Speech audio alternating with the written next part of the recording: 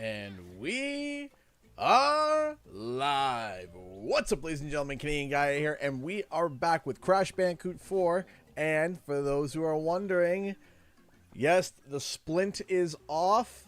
I do not need to wear it so much anymore, or at all. Hand is about between 85 and 90%. Still having a hard time getting a, strong grip, but plenty enough to be able to play and live stream games. And I am very happy that we're back to business.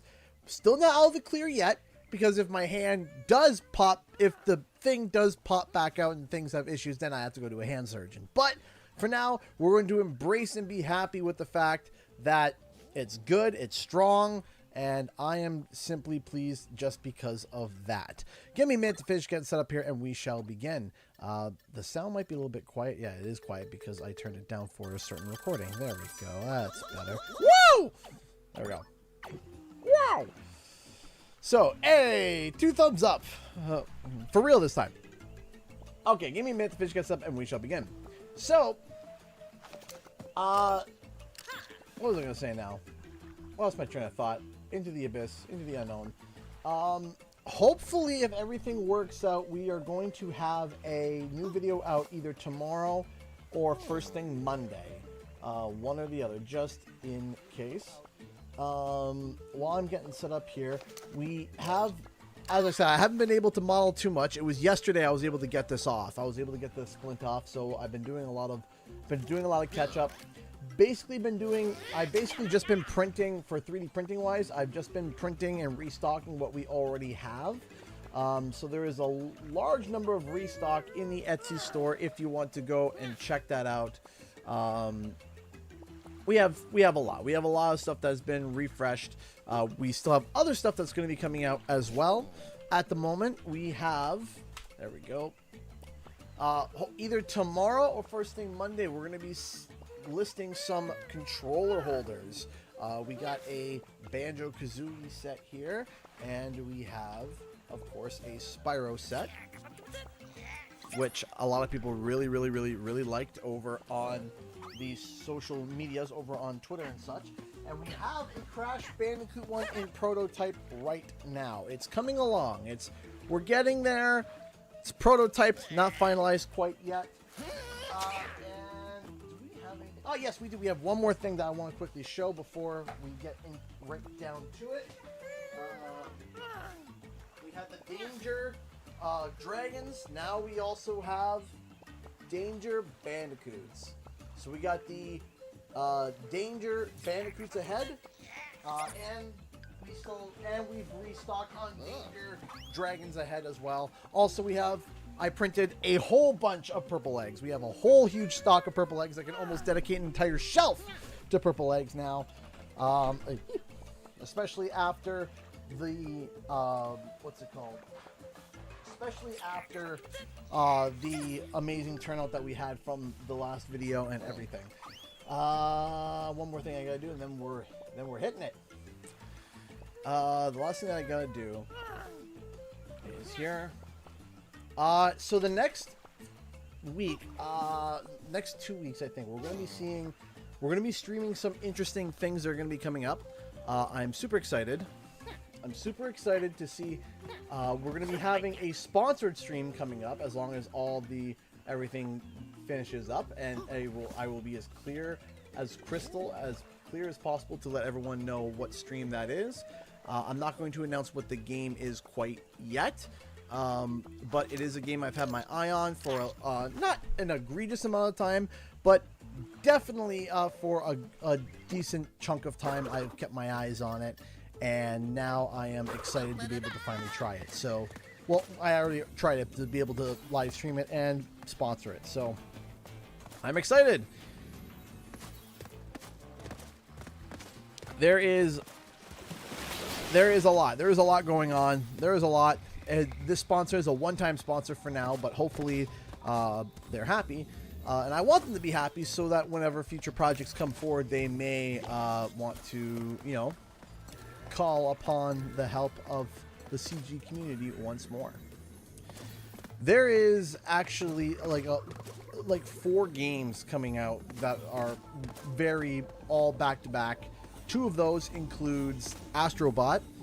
The other one that I'm actually really shocked about that was just announced, it was either yesterday or today, that they announced that there was this game that I really enjoyed that I saw that I really wanted to play. It was the Plucky Squire.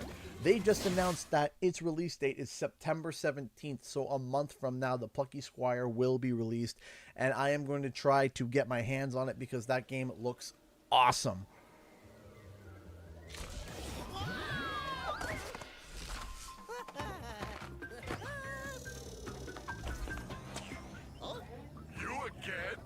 You are so clingy. Take a hint already. Who's on my super secret personal frequency? What? Who is this? This imposter? I forgot to turn subtitles back on. Recognize your own face? I've come from the future to warn you. If you try to turn Crash Bandicoot into the general of your army, you will fail. The machine rejects fraud. Fiend! Embryo! Alert the guards! Why won't I listen to me?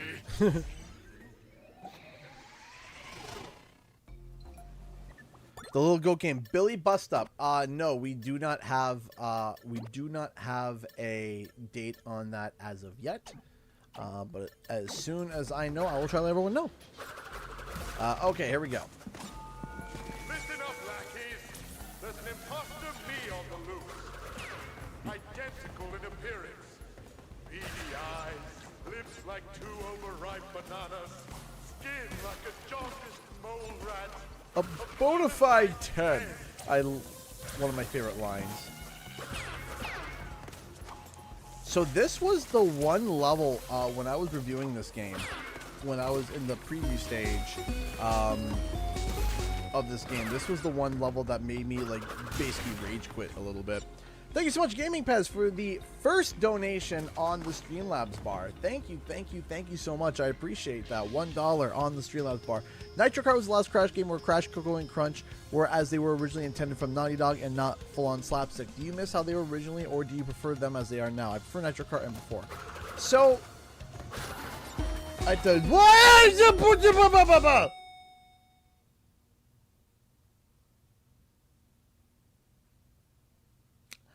Milk Dud,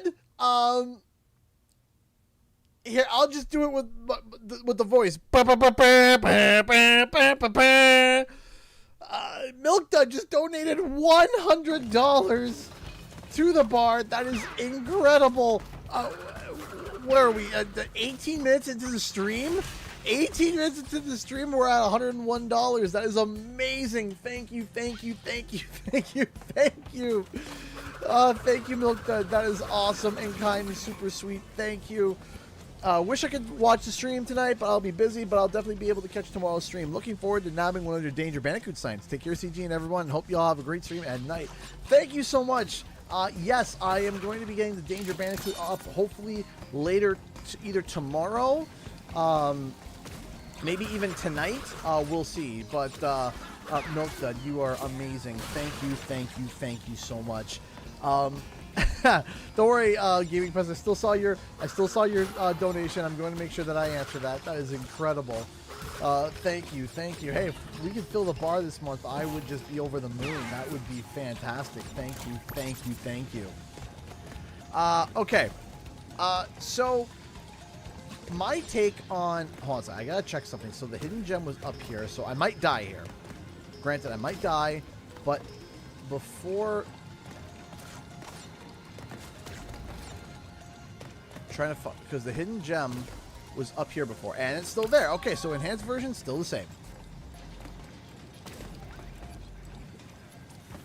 So in terms of my preference, I think there's a sweet spot for both. You see, because Crash is kind of ambiguous, I guess. Crash is just a silly, funny kind of guy. You know, he's never taken anything serious. So any tone in terms of like Crash 4, I like it. It's fine. Oh geez, I did a Nitro Crate hop. In terms of tone in Crash 4, I enjoy it.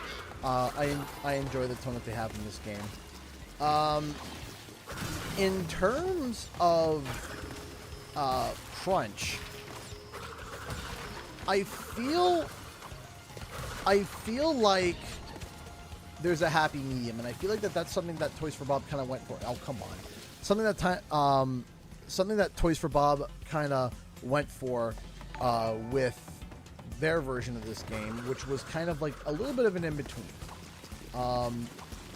For example, I love Cortex from Twinsanity. I love post Naughty Dog Cortex. I think post Naughty Dog Cortex, Twinsanity, we'll call it Twinsanity Cortex or whatever, is like the best Cortex. I love the personality that Lex Lang brought to Cortex. I think it's the best. Wow! Thank you so much, again, 1H, for the support, the being a member for 68 months. Again, I think you are at least tied, or you are the longest supporter in terms of memberships, and you have been one of my longest supporters straight up, even before the membership program was a thing.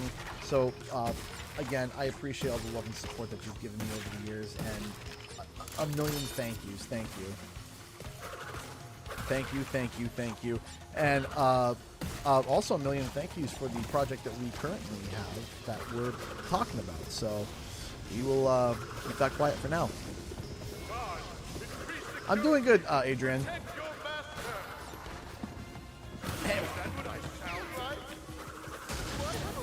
Oh, that's right. Yeah, so we got the now we got the extra Aku.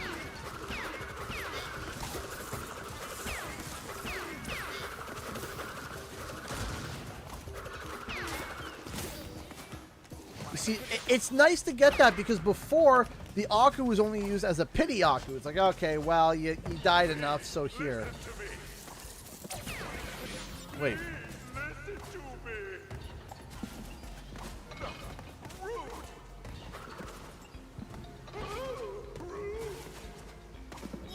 Oh, I see. Okay, okay. Did you guys see that? Did you guys see that? Hold on.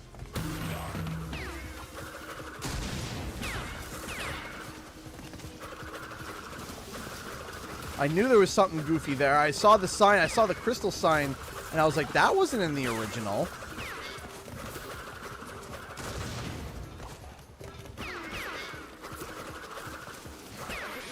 Hang on.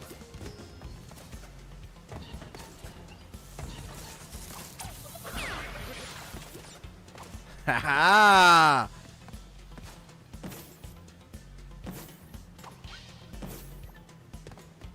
What? Okay, I see one nitro that's not glowing, though. Oh! Okay. Okay. Okay, that's cool.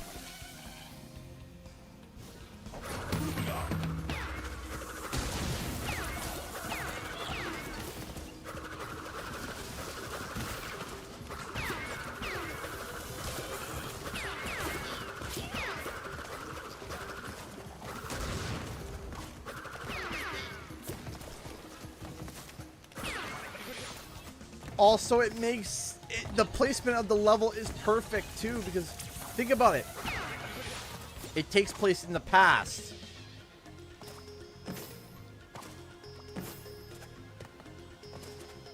All right. So we just gotta.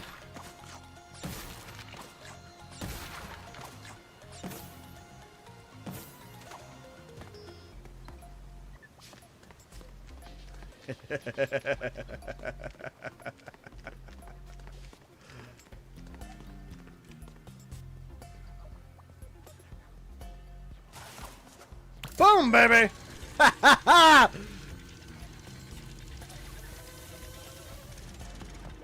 That is so cool. Bravo! Bravo!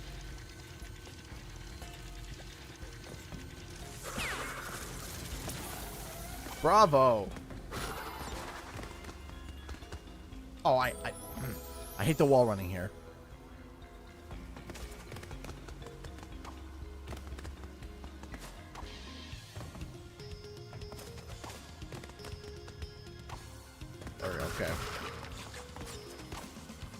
That was awesome.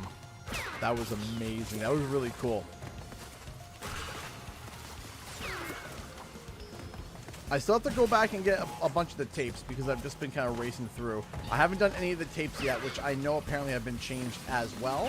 So I'm going to be looking into that as well. So even if we finish all 4 of these levels, we still got more to go.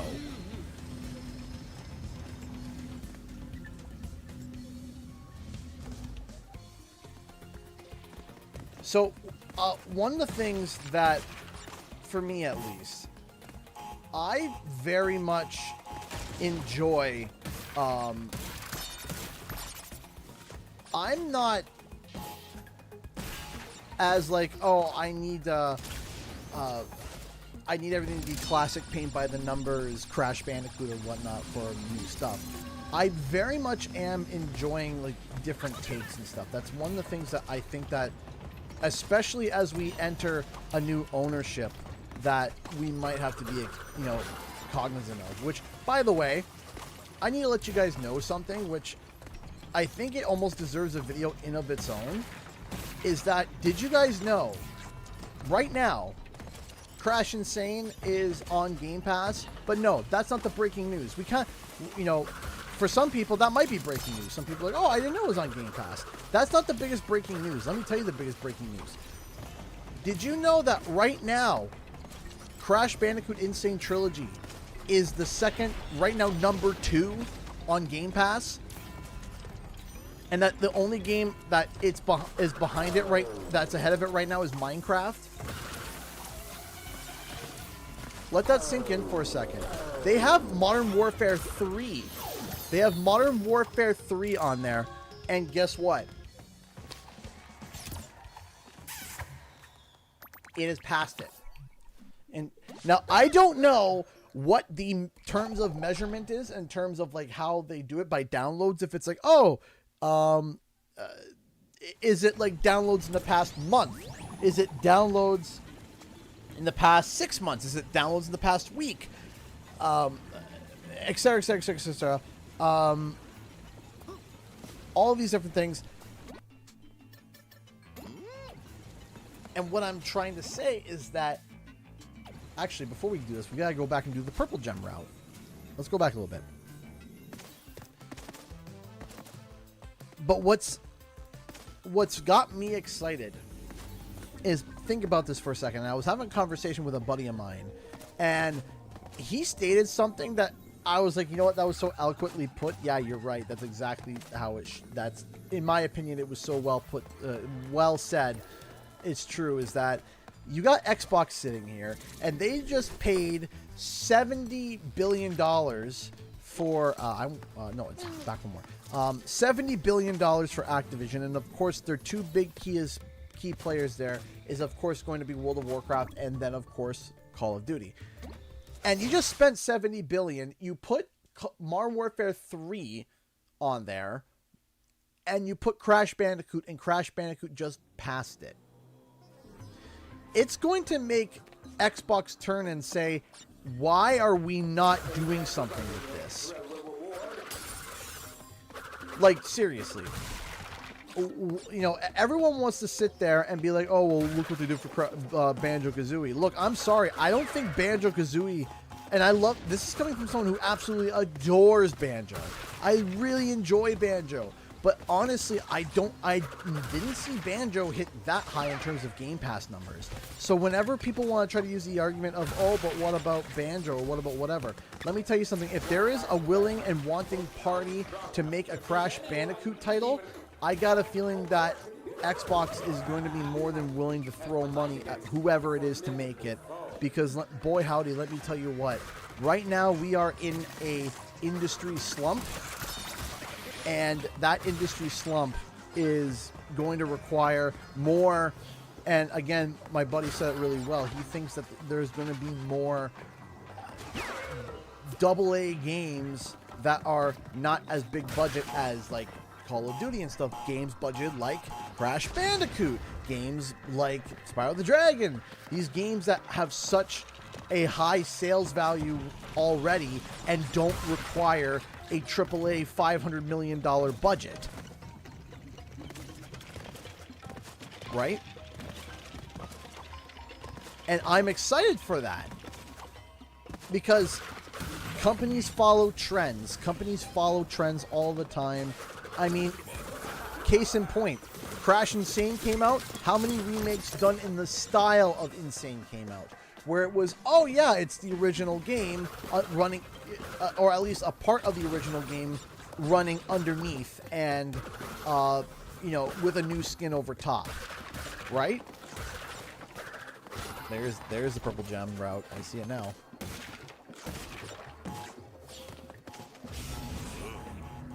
Are you understand what I'm saying? This is the area that I hated before, and now they turned it into the purple gem route. Smart. Smart. Because this area was definitely like a weird area. It was a weird... It was out of place. It was cool, but it was certainly out of place. And in my opinion, it didn't really make sense. It being a gem route, I like that. I think that's really smart. And there's the hidden gem down there.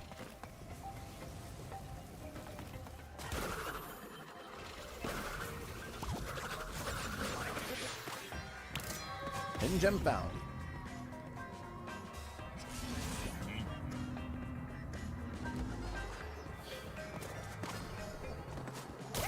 So, I think that now is definitely the time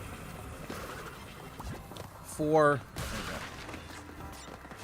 Now is definitely the time, especially after seeing the en masse success that Insane is having over on Xbox. It's showing that, hey, Crash can be successful over there as well.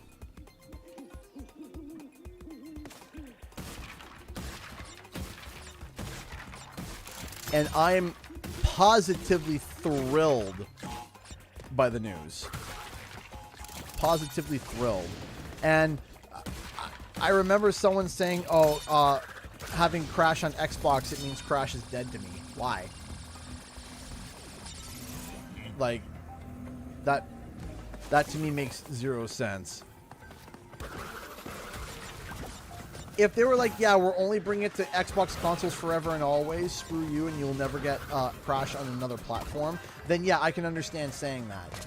But saying it just because it's owned by Xbox now and not even by the merit of the game, to me is a little immature, in my opinion.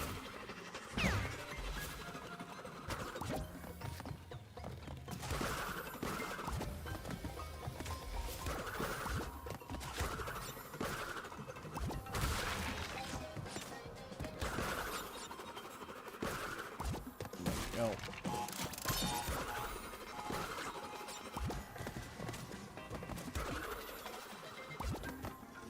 Like I said, if they turned around and said only on Xbox, and yeah, okay, I can definitely see, yeah, that's okay, that's pretty ridiculous. But thus far, they haven't shown evidence of them doing that, and it would make no sense for them to do that. Now, does that mean that there might be some goodies and exclusives over on Xbox? Definitely possible, 100%. But in terms of, you know, all XYZ, yeah, no, it's likely going to be coming to all the other consoles as well, in my opinion. Boy, howdy, I am having a much better time ripping through this than I did before.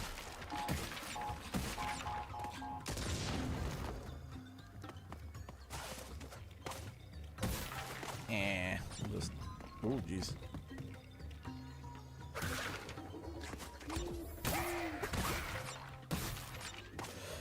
Oh, yeah!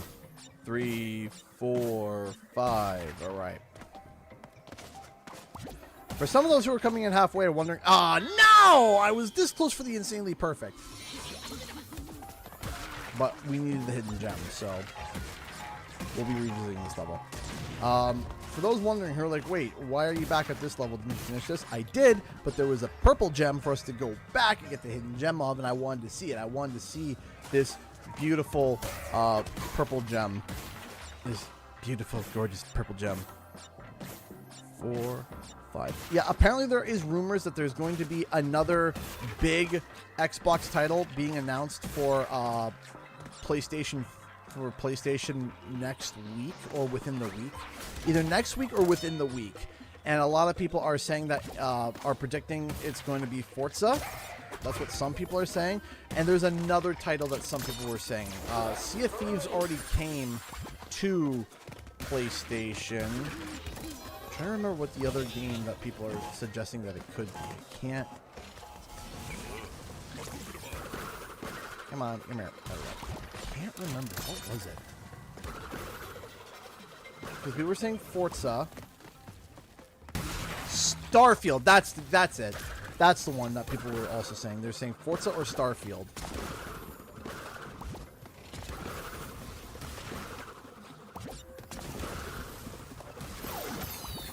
That would have been insanely perfect too. Man.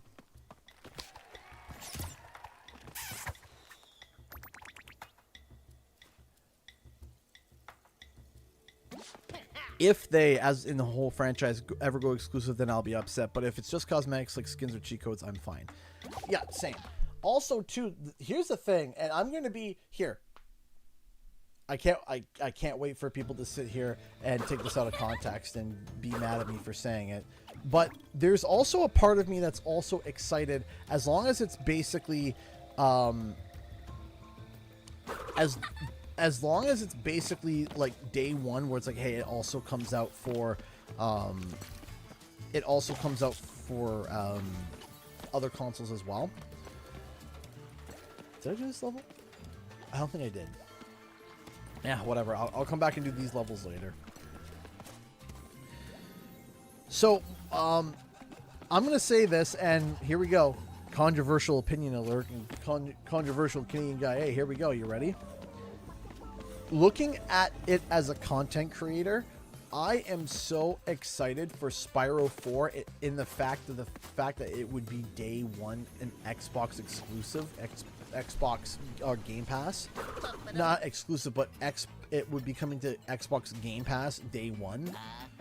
I'm so excited for that, both in the aspect as a content creator, looking at the analytical aspect, because there's going to be so many people that are going to be being like, oh man, I'm playing Spyro day one and I'm stuck on this part, I need help. And then I would have a video or a guide released for that already, on top of all the people from PlayStation picking it up. So already there is going to be a large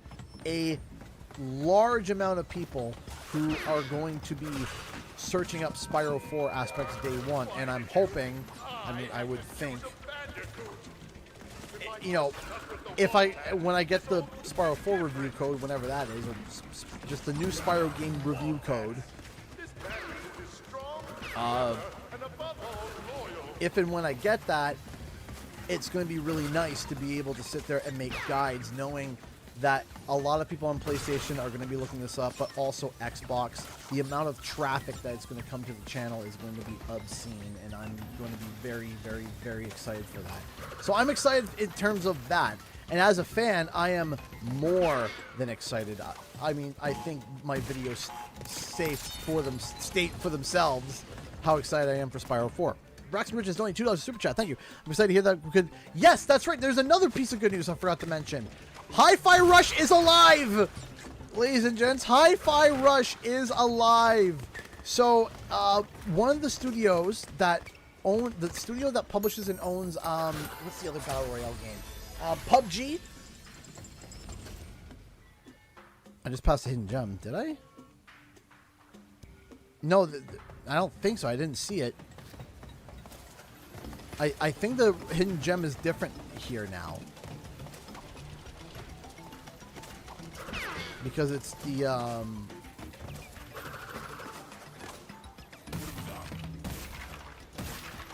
but yeah, Hi-Fi Rush is alive. And I am thrilled. I am thrilled. Tango Gameworks is alive. They're all alive, and I am thrilled. I was so happy when I heard that. I was like, oh my gosh. just back from the dead. Everyone is back, to my knowledge. I see. You removed those hidden boxes. See, I have to be on guard because even though it's like, you know, my brain is like, oh yeah, you know, these are just, oh shoot, I forgot about that. My brain is just constantly on guard because it's just like, wait a second, there's typically something over here. And Crafton has plans for making more, for expanding on Hi-Fi Rush. So it's not like they're just buying them and then, okay, that's it. Then you're going to make a different game. They apparently have plans for Hi-Fi Rush specifically to expand the IP. And to me, that is just amazing. And I'm so happy to hear it. And I don't know if I've heard of a company like getting shut down, closed down, and being gone for like a month or longer than that. Oh, jeez. Okay, hold on.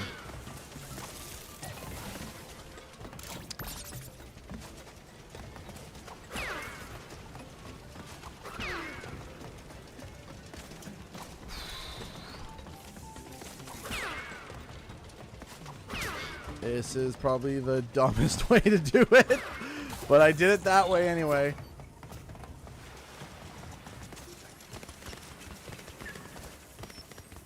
Okay, we got it.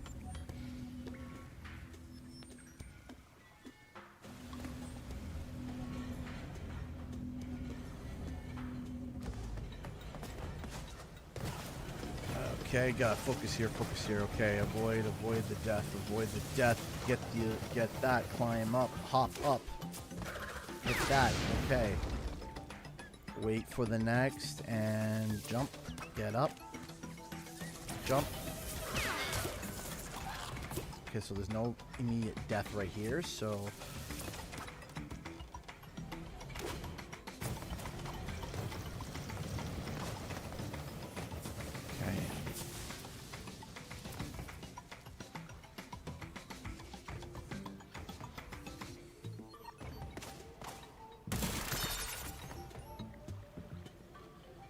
Trying to remember how I...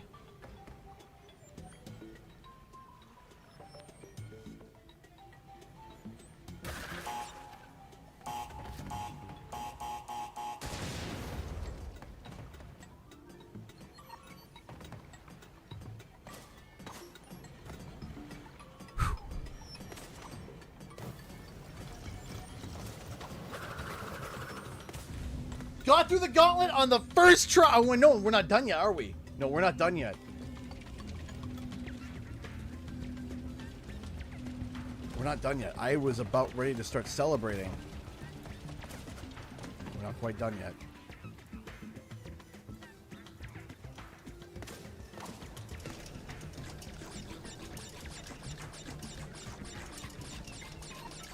Hold on.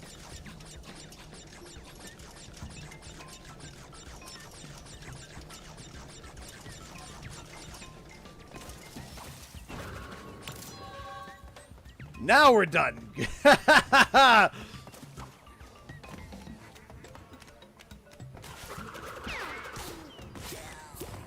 Boy howdy. 3, 4, 5. First try. Got through the green gauntlet.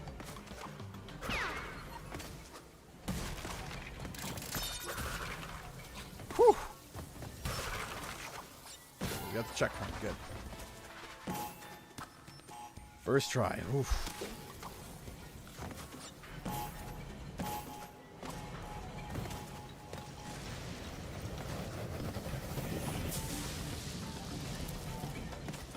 The extra masks did very much help. Thank you. You saw it live, folks.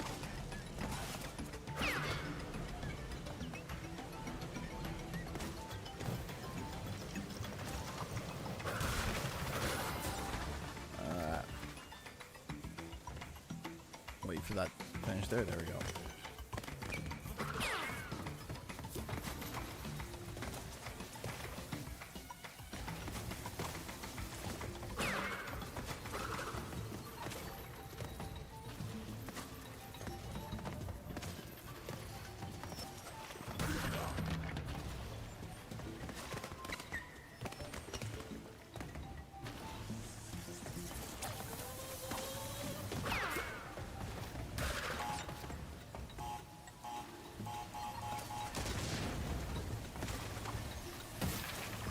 Oh, I'm just sorry. I'm not talking too much. I'm focused.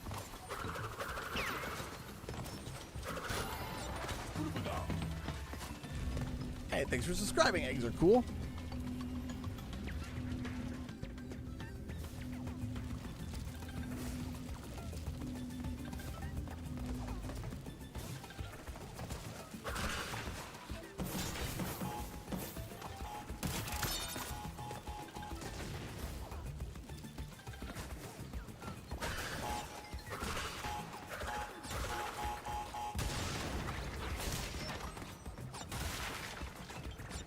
This way.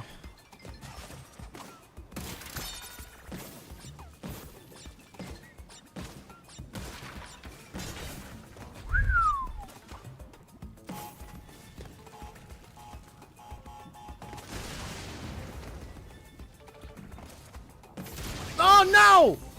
Okay. That's fine. There's a bonus area. Those bats are from the Spyro 1 remake. That's correct. They're from the Frozen, not Frozen Altars. One of the things that if you don't know, I am awful with remembering level names. I'm the worst. I just draw a blank. Is it Ice Cavern? Probably. That sounds right. It's from the Peacekeepers.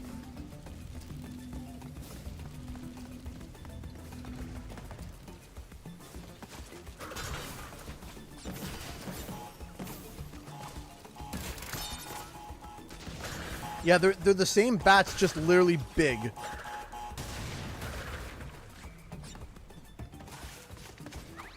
They're like, hey, let's just take these bats and just make them big. And that's it. And it worked. 4, 5. That's you.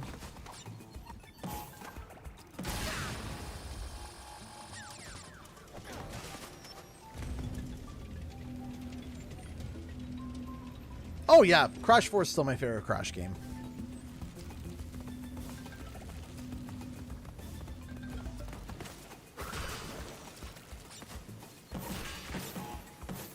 Very easily still my favorite Crash game. Oof!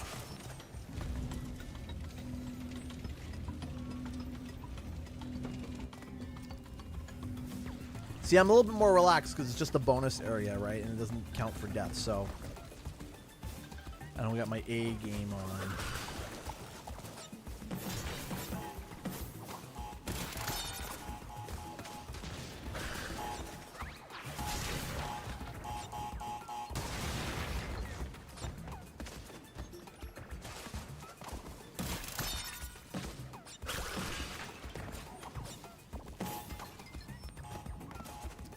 There we go. Oh, dang it!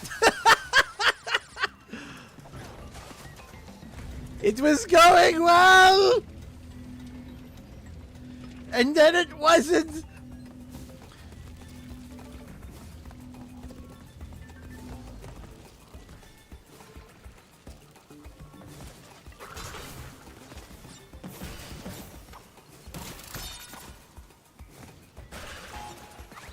Belly slam.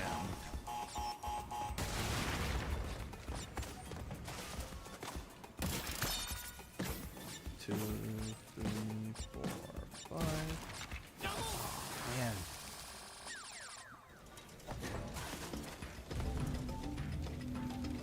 You wouldn't know it, but I got through the green gem trial on my first try. And then here I am struggling with the bonus round.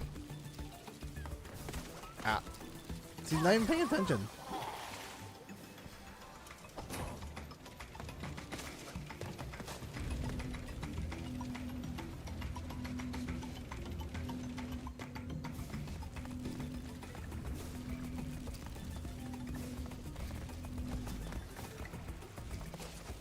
I appreciate that, Noah. Don't die. Don't die. Go.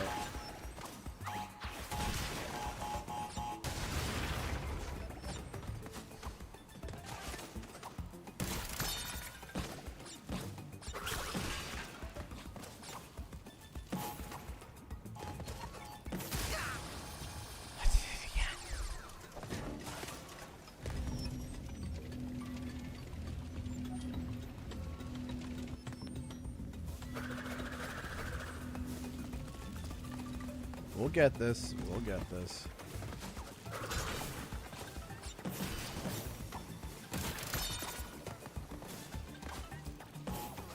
That's the TNT crate y'all were referencing. I thought you were referencing the TNT crate that was above the nitro crate back there. I was going to say, what do you mean? I was going to get that. Don't worry. But yeah.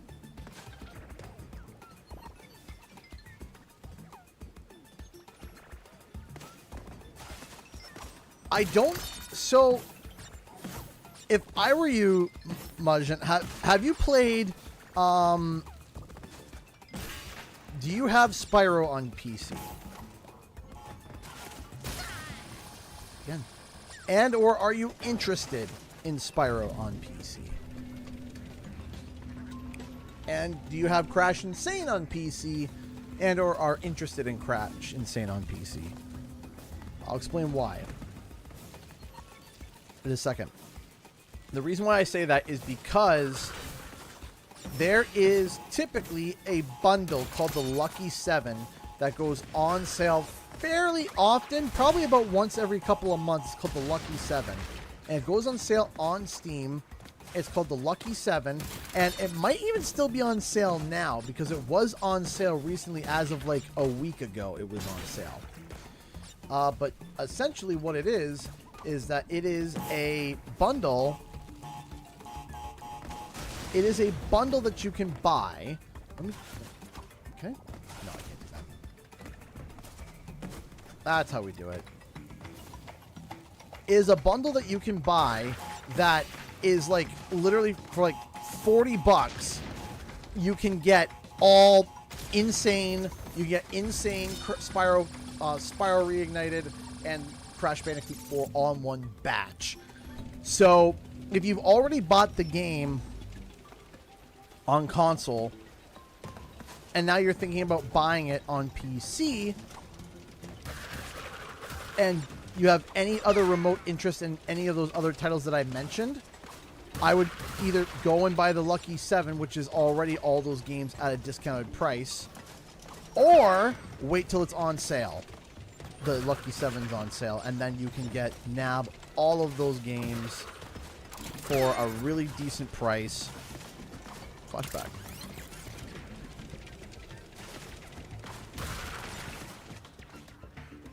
And you get... Oh, no! Okay.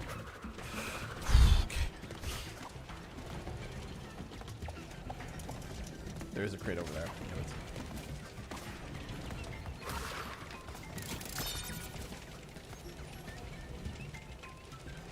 Forgot the crates at the far left. Did I?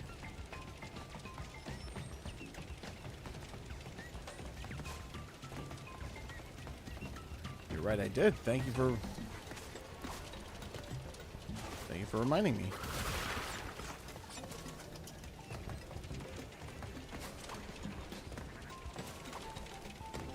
Yep, new flashback tape spot. That's right. Were all the rats removed from these ones? Because I thought I specifically remembered... I'm second guessing myself. I swear there were rats on those ones before. Were those removed?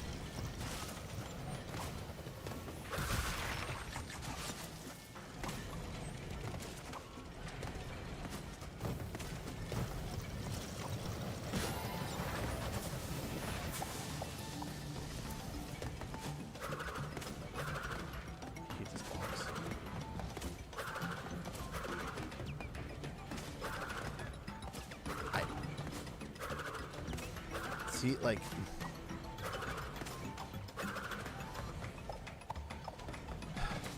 I don't want to belly flop it.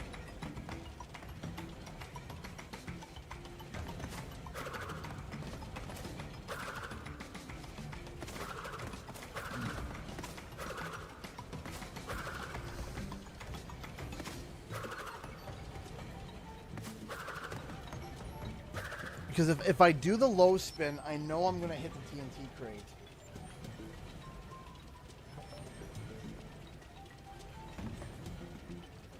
But then I also can't belly flop that.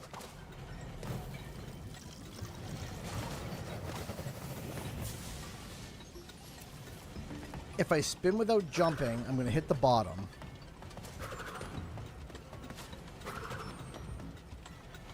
The rats were removed from the... Oh, okay. Did I just hit them then, maybe? Oh. I hate this box.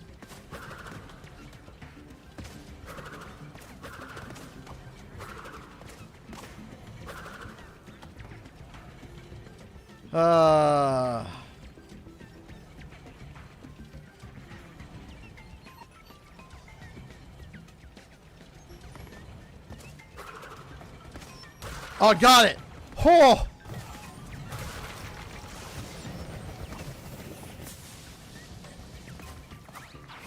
It is, that box is really tricky in both versions. I hated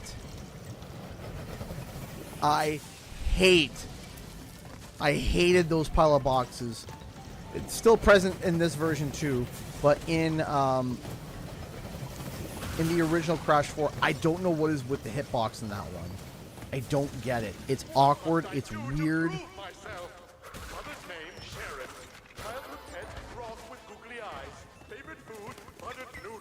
Put it on the side. Embryo, change the password to my diary. This brute's been snooping.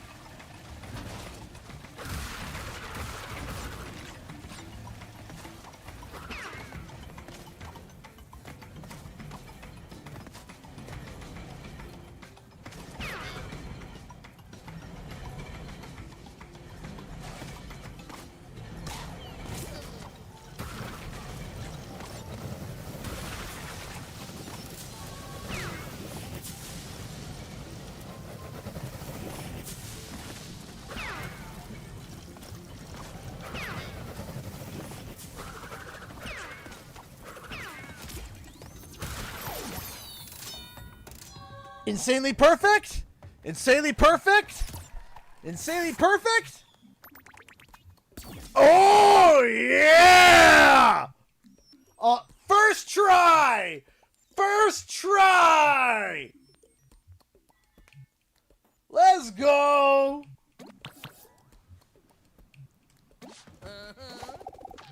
See, I told you my hand's feeling better.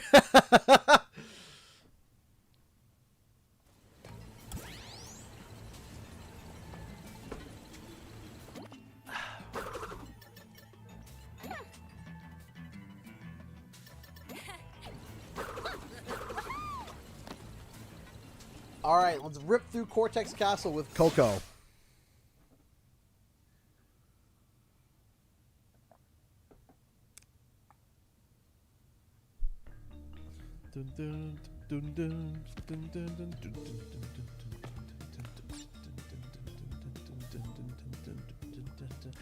We'll get tomorrow quickly thing. Why did I say that? You'll never find me, Neo-Cortex. This castle is a maze. I alone know all of its secret halls and passages. Like the one behind the portrait of Grandfather that opens when you press on his triangular fossa. But how? But how?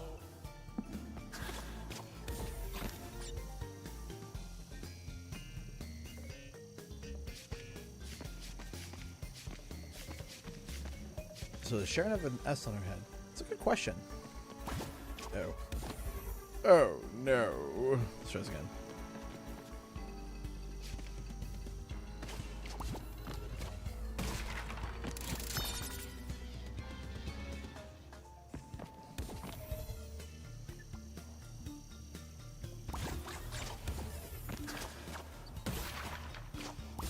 I still remember when when I did the interview with Lou Studdard, and Lou was like, "Yeah, I was scared the game was too easy." I was like, "What?" Oh, come on. That's my fault.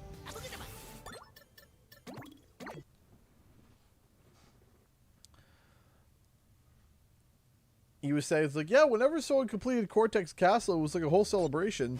It's like, what? What do you mean? You'll never find me, Cortex.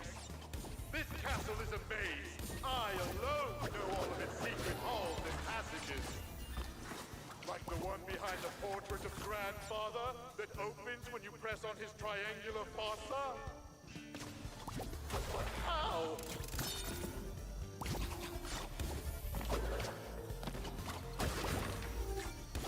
Or like how he was like debating whether or not, you know, what was it that when a box broke, whether or not you auto collected Wumpa or not. He was like, no, you have to force him to, at one point they were like, yeah, you have to force him to collect it. And it's like, big boy, oh no, I lost my Aku.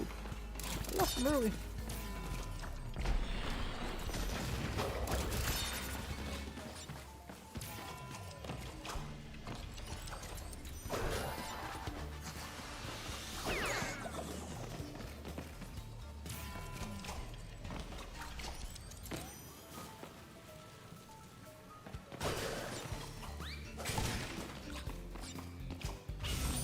What I do like about Cortex Castle is that it is a wonderful level of patterns. That was tight. That was very tight.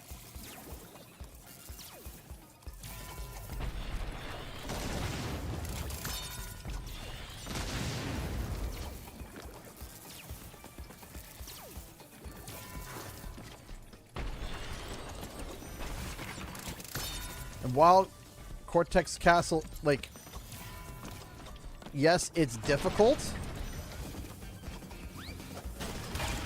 It's, like I said, it's also, like, just a wonderful cornucopia of patterns. And once you got it dialed in, it's really well done. It's really, really, really well done. Once you're dialed in. Now, I don't think I am dialed in because it has been a hot minute since I've gone through Cortex Castle completely, so... Loud? Loud? Never. What is it? Am I seeing double? Embryo, quickly! Revoke this fraud's hologram access! No, Embryo! I'm no fraud! I'm from the future! You must listen to me! Embryo, do you not recognize your own master? I'm the real Cortex! No, Embryo! I am! I overshot it too! Whoops! You can if you do the bouncing off a box or a crate or even a TNT crate, you can, like, into a Kano, you can just yeet yourself. And I kind of was overzealous with the yeeting a little bit there. So I'm not going to get the insanely perfect, but...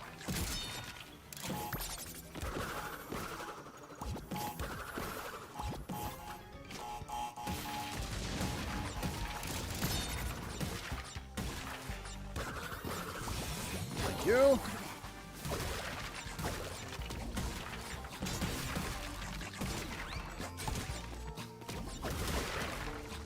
Get over here.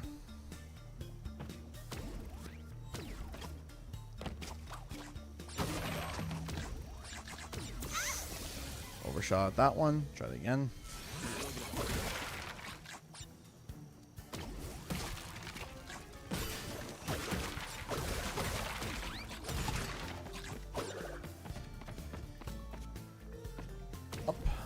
Back, jump here.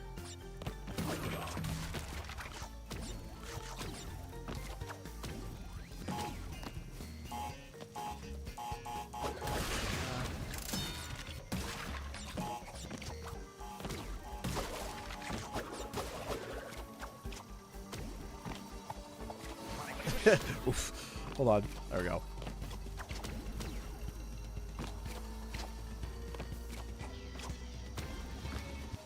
So yeah, you can like almost ride the disc all the way. It's kind of great.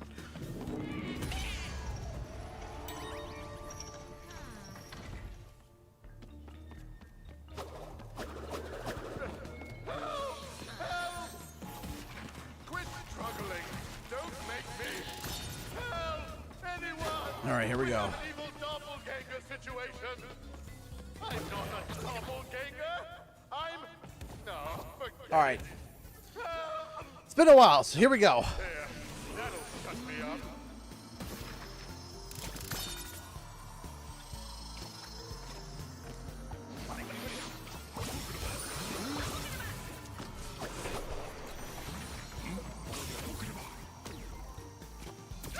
Yeah, I screwed up immediately. Hold on. I tried to recover though, and I was doing okay, but I was only doing okay. No, I'm not gonna do this. I was like, should I?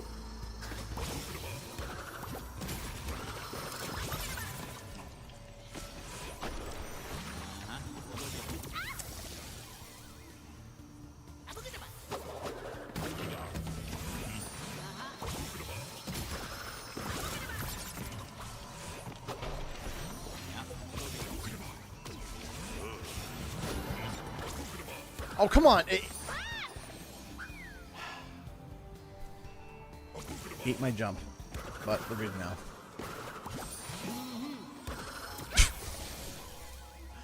Gotta watch Akano sometimes, man.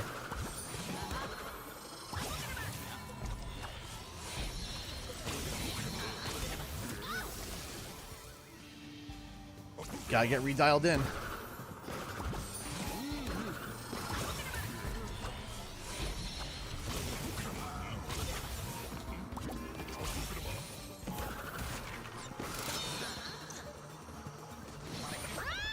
Gotta get the hidden gem.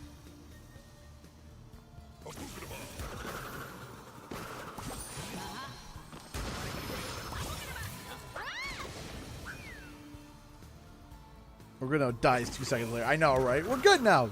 Death.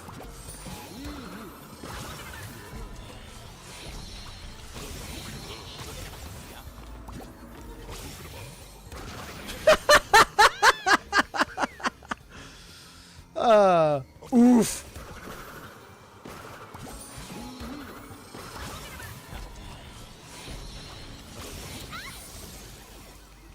I know I pushed the button.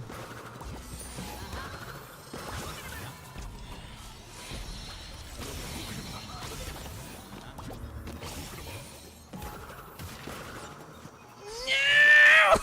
So close.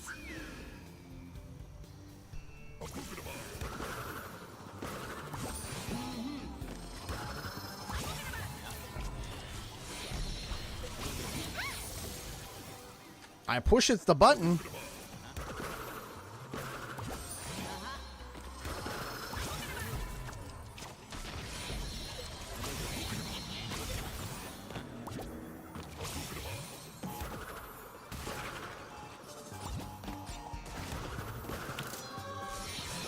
Do it.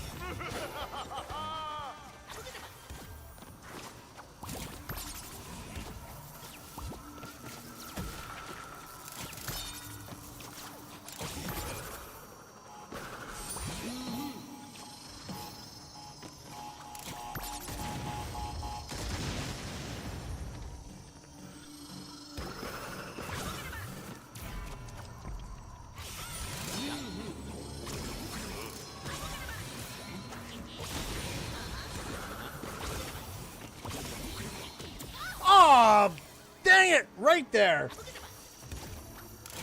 It was looking so good too. Ow.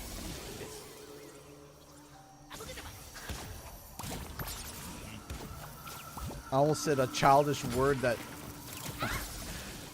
my son says whenever he's like, ah, dang it. He says, ah, biscuits. And he picked it up from Bluey.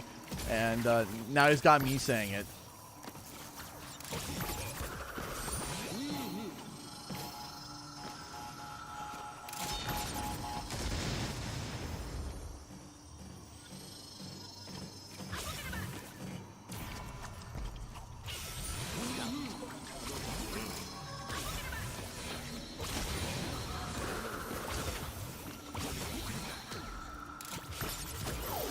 There we go. First try. No, I'm kidding. But we did it.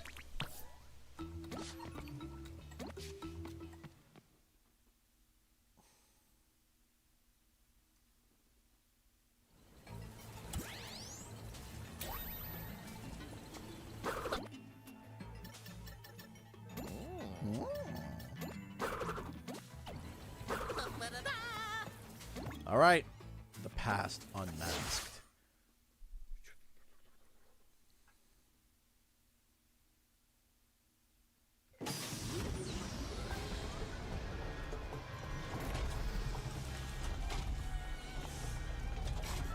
We still have some alternative levels, some timeline levels, some stuff that we still have to get done. Do you have any idea how Stubborn I used to be? Yes. I need to stop him from making you. But I can't kill him because that would kill me. So I guess that means I'll have to kill you. Yoink.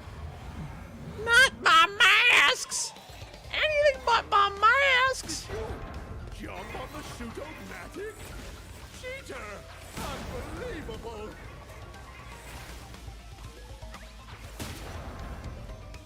Assistant, help!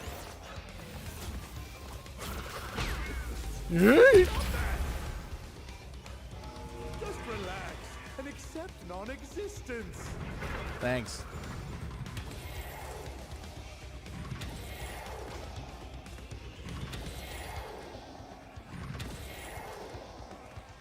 Nope. Shoot-o-matic! Shoot! Oh. Superb! Oof. Is this mod gonna be the personal way you play through for personal playthroughs? I think so. Mostly because most of the things that it cancels out anyway are things that I'm not really interested in playing with anyway. So, for example, I'm not really interested in the inverted levels, right? That's my biggest thing, is I'm not interested in the inverted levels. Really not interested at all. I think the Insanely Perfect should kind of be like the top tier. Afraid of the searing deadly laser. And also, what I also love is I also love how the alternative levels also, it's just done. That's it. It's like, hey, you did the... The whole world is upside down. Confused? Disoriented? I can see your tiny brain cells frying themselves. I like being able to be like, hey, I don't have to go through... I don't have to go through Rock Blocked again, and have to go through all of that aspect. So on those two things alone, this really does make it a... Now, does it make it better than the original? I wouldn't say better, but I wouldn't say worse either. I just say different. And you see, I've already beaten this game 106%. I've already done it all. I've already done it. So, I've already done it. And, oh, shoot. And I do think this jail for 2 years. Well, hi. How's it going? Ready, set, power before Cortex. And up. There we go. 1, 2, 3.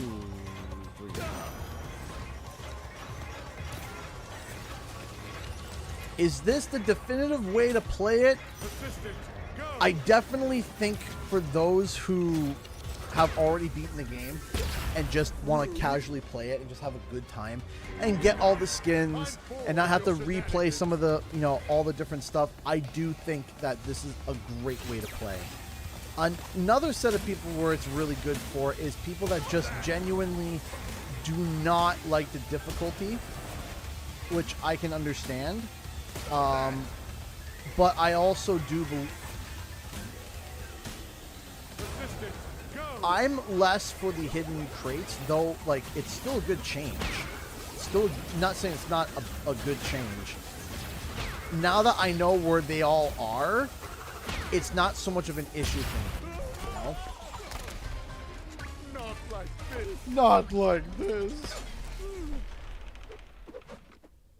You did great, but you missed 3, 4, 5, 6 boxes. That's a great way to see it as. One day closer to Spyro 4.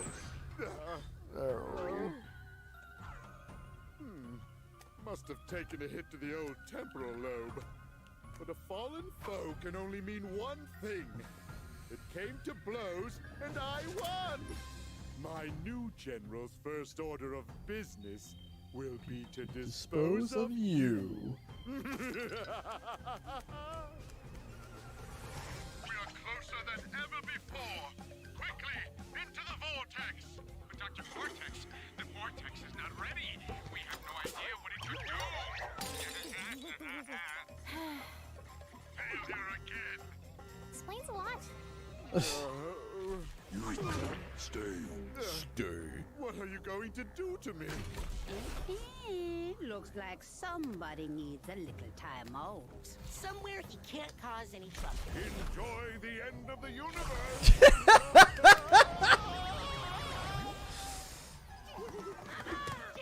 I love how everyone, you know, other than Akano, of course, everyone had like some. Dingo's Diner is back and ready for you. Say good day to delectable dishes inspired by my interdimensional travels. Enjoy the breeze with our innovative 3-in-1 dining room design. Dingo's Diner. Health and safety rated D. For delicious. Warning, D is a failing sanitation grade and does not stand for delicious.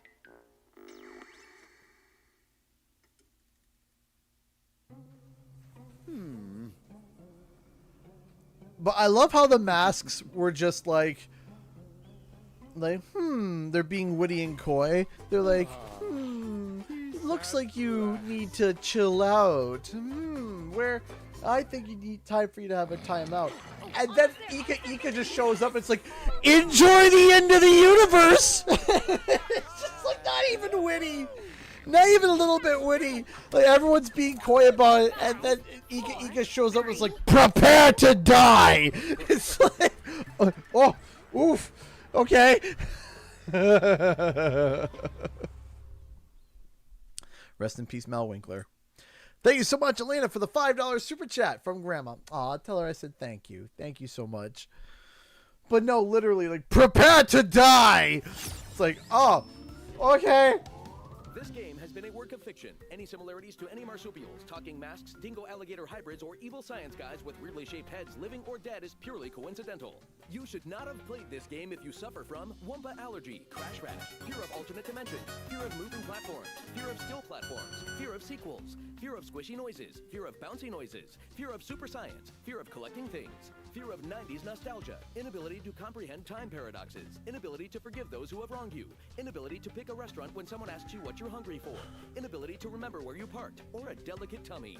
For more information on bandicoots and their diet, habitat, mating habits, birthday wish lists, and shoe sizes, visit your local library or ask your grandma. I don't know if she has any prior experience with bandicoots, but she's very wise, and I'm sure she'd love to hear from you. The makers of this game do not in any way endorse eating at Dingodile's Diner, which has been known to cause trans-dimensional discharge, intestinal rifts, wampa whooping cough, parasitic slime boils, random teleportation into darker timelines, and uncontrollable mewing like a little kitty cat during important business meetings. Any unauthorized exhibition, distribution, or duplication of this game will result in very hurt feelings. And why would you want to hurt our feelings? We've always said really nice things about you. We even said your new haircut looked great, even though it was kind of a weird length for you. Guests of Crash Bandicoot stay at N.HANCED Beach Suites, which is just a log with some moss on it. The moss is really soft, though, so you should be able to get a good night's sleep. What, are you too good to sleep on a log? Sorry, Your Majesty, I suppose you want a continental breakfast instead of a handful of ants that make their nest under the tree. Jeez Louise, there's no pleasing some people. Can you give me a minute? Okay, I'm ready to go again. The events of this game are absolutely 100% canonical. Unless you didn't like them, in that case it was all a dream. That's my favorite thing at the end. The events of this game were 100%. Canonical. Unless you didn't like it, then it was a dream.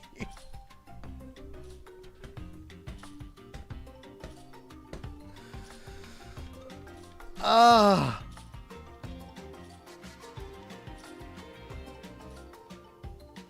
Oh.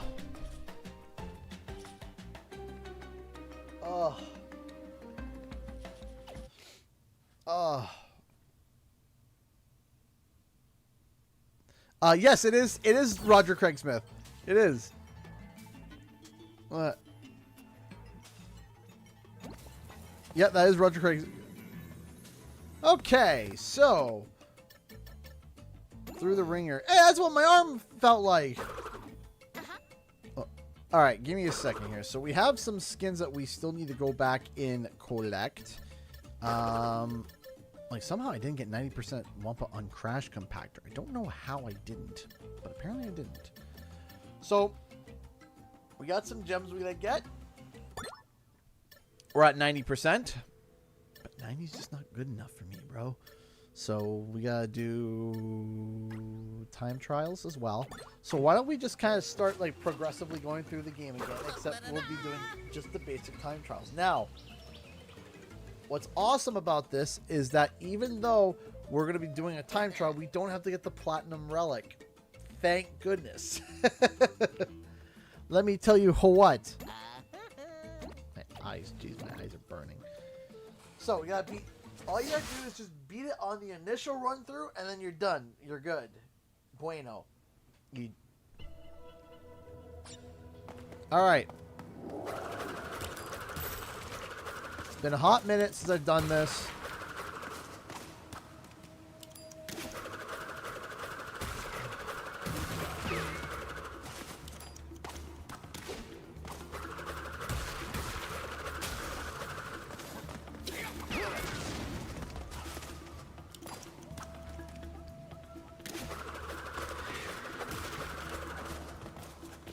Why am I going for a regular box that does nothing?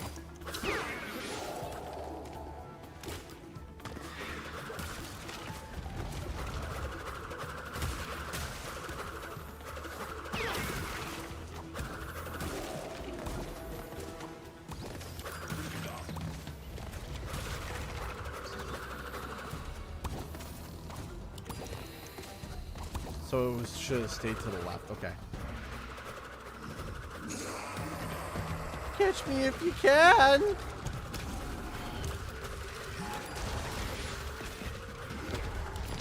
No!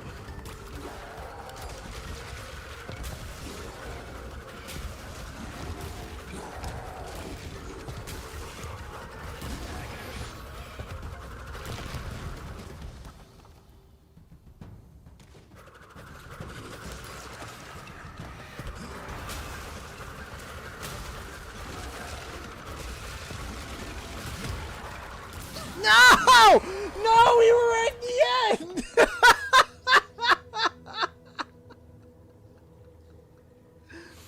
No!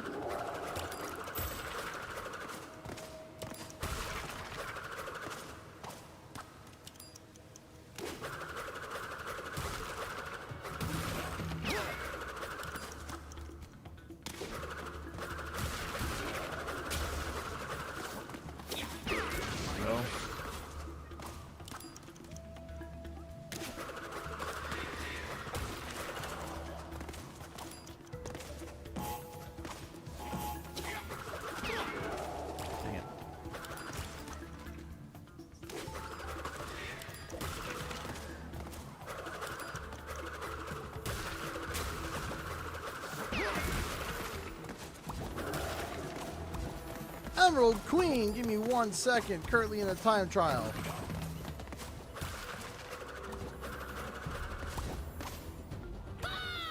Both of my thumbs are in splints because I've been drawing too much. Well, settle down with the drawing.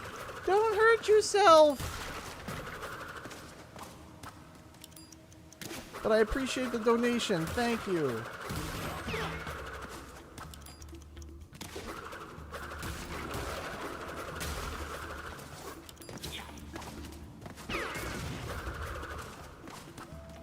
Man, if you ever feel like you're good at this game, go watch Abdul, the Arabic guy, play through these Master Time Relics. It's like, I was watching him play, and I was just like, just sitting there. I was like, duh. Like, he's just racing through the game at the speed of light, and I'm like, all right, yeah, cool.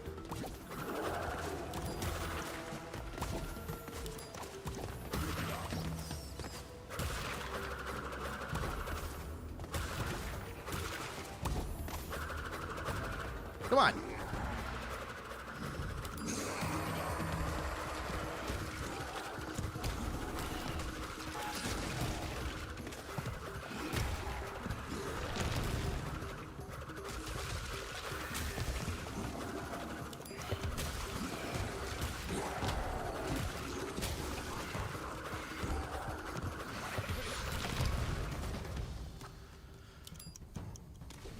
Thank you so much for the $5 again. But please don't hurt yourself.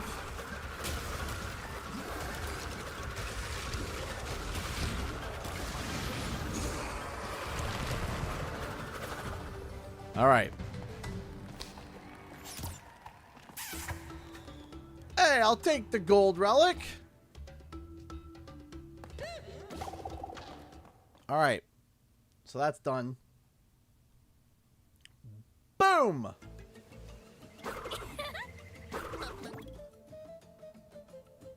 Do I not have the insanely perfect on that? How do I not have the insanely perfect on that?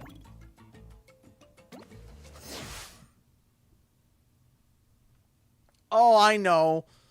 I know, because when I was going for the red gem, I botched it. Hang on.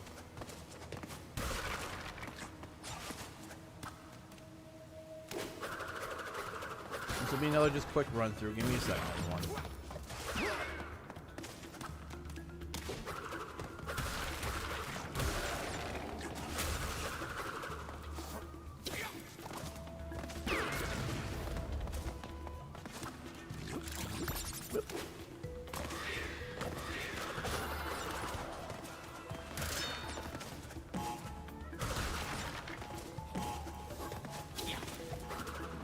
Oh, come on.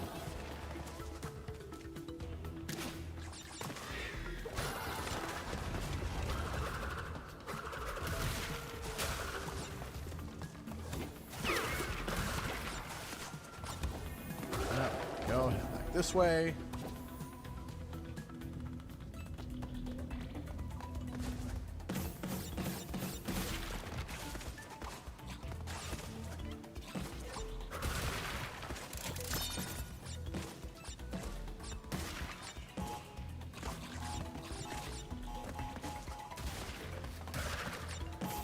Go, 3, 2, 1.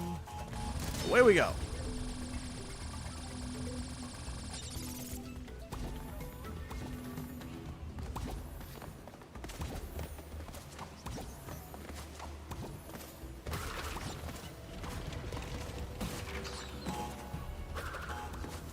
One, go.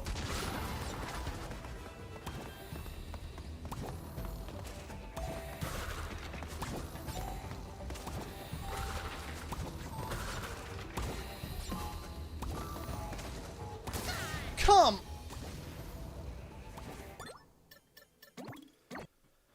Hoy vey! Come on.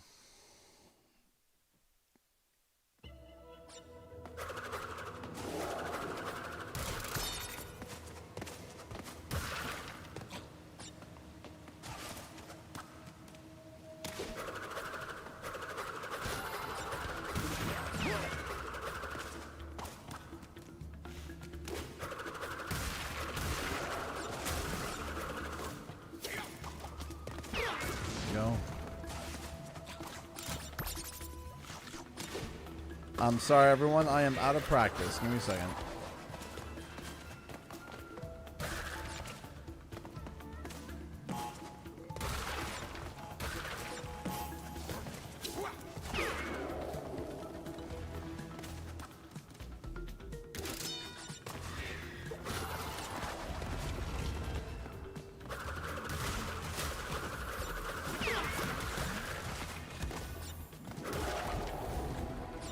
We'll get there.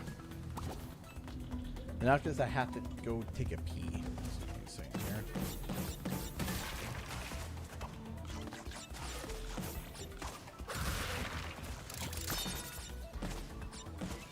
Also, I got a question for all of you guys that are currently tuning in and interested in anything with Etsy store. I am probably going to be making some Halloween-based products. Not too many, just a few.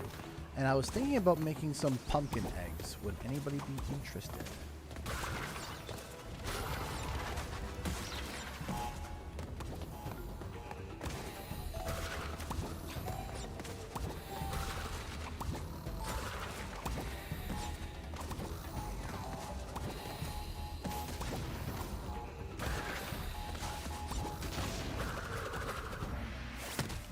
Go.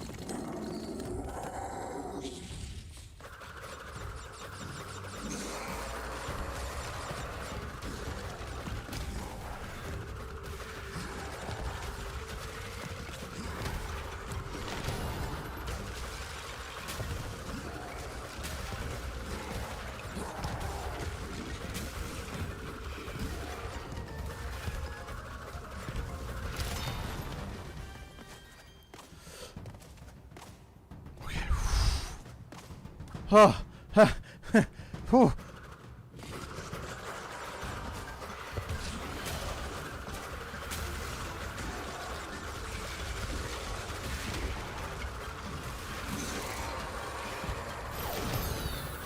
Yeah, that should be insanely perfect, right? That should be it. There it is.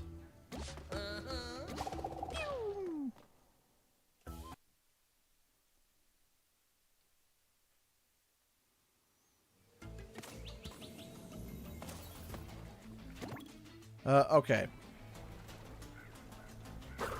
I'm gonna be right back. I gotta quickly run to the bathroom. And I will be right back. Oh, my body is sore in pain.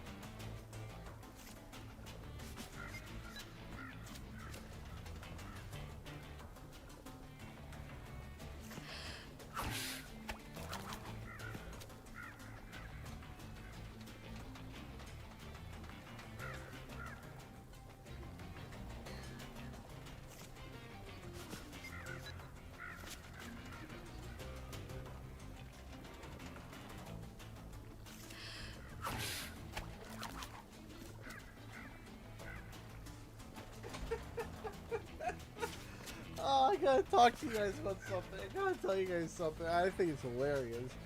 Oh, I think it's funny. So, okay. So I'm doing my business, and I'm on my phone. I'm scrolling through.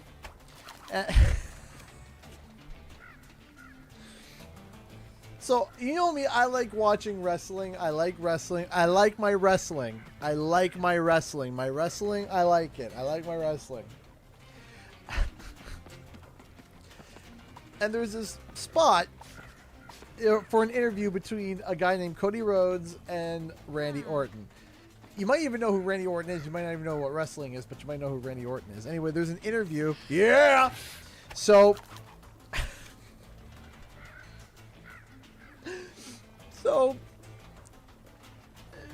in the interview, in the middle of the interview, they're talking. Cody and Randy are talking. And Randy's like, yeah, before my match with Gunther, I went behind catering and I ate a whole jar of Nutella before his match. So yeah, before my match with Gunther, I went and ate an entire jar of Nutella. And I'm like, you did what? Cody is just like dying laughing. He's like, yeah, I gained 9 pounds before my match.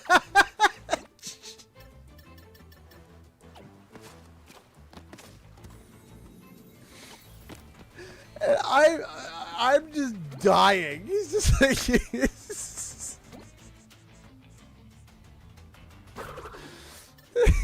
like, I gained 9 pounds before my match. Oh, I was sobbing. I was like, what? Who can take like, first of all, who can eat a whole jar of Nutella in one sitting? I couldn't. But I love Nutella, but I couldn't sit down and eat a whole jar of Nutella in one serving. My teeth would just light on fire, man. My teeth would literally just, like, coat themselves in gasoline and just set themselves on fire. Like, let's start there.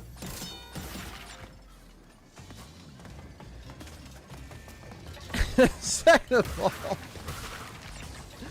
how do you go to catering and be like, yo, can I get that jar of Nutella? Oh, how much do you want? All of it? It's like, what? Yeah, this game is pretty awesome. So I didn't get the skin from this level, telling me that I clearly did not do things right. So we're going to make that amends. Teeth up fire. I can feel my teeth now. Thanks. Oh, I'm in a constant feeling of my teeth. Constantly.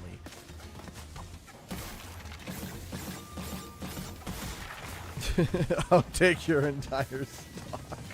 But I'm just picturing big monster 295-pound Randy Orton with just a jar of Nutella going, just oh, gotta love it. Anyway, continuing. I just found that humorous. I thought that was funny.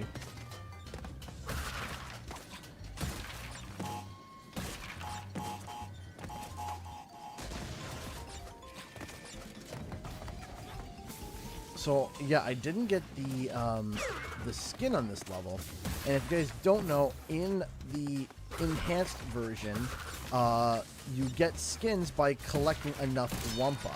So it's a little bit different. So you gotta be more focused on the Wumpa collection more than. You don't want a steak? Nah, an entire jar of Nutella. Like, good grief.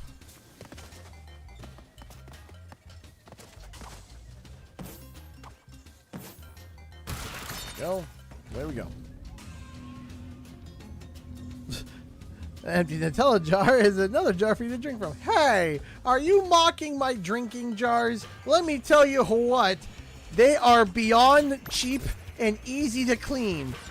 Anyone knocking mason jars as a means to be able to consume a liquid that's not illegal substances, or just literally anyone mocking them, because there are people who've been mocking me. My sister mocks me.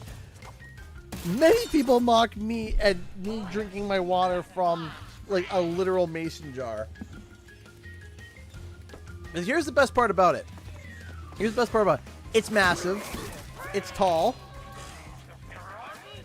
Easy to clean. And if it breaks, I'm not heartbroken by it because it's a bloody mason jar.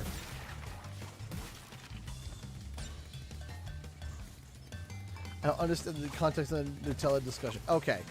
To catch up the debate, I went to the bathroom. I was on my phone. I watched an interview of a wrestler talking to another wrestler and them laughing hysterically as the one wrestler explains that before he had a match, he decided to went to catering and asked them for an entire jar of Nutella. And before his match with a guy named Gunther, he ate the whole jar of Nutella.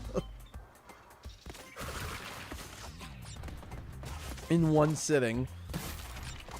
That's the context to the conversation.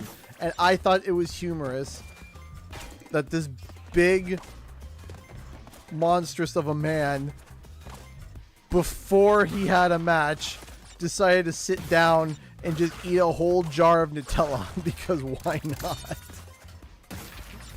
I play the clip, but WWE would instantly take down the stream instantaneously.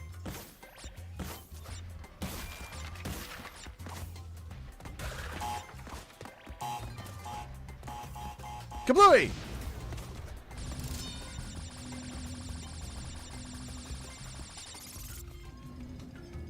Listen, alright? We have a Brita. We don't have bottles of water. We have a Brita. It's to save water. And also,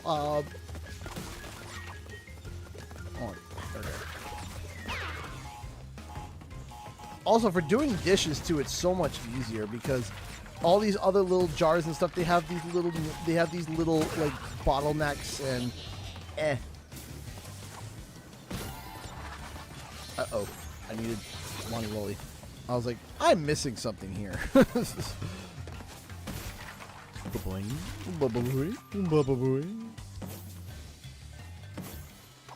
Point question. Did the wrestler use a spoon or some cookies while eating some Nutella?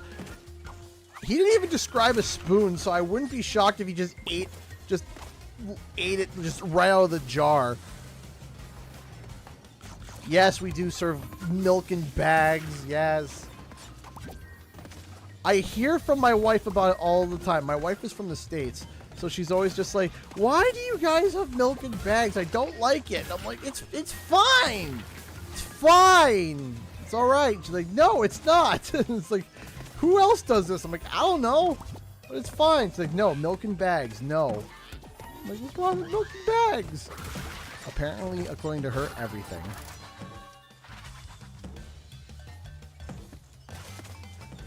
I hope they make a Crash 5 too. And you know what?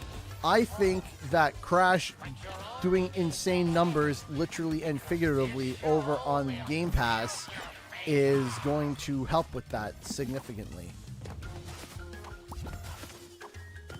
And I am excited for that.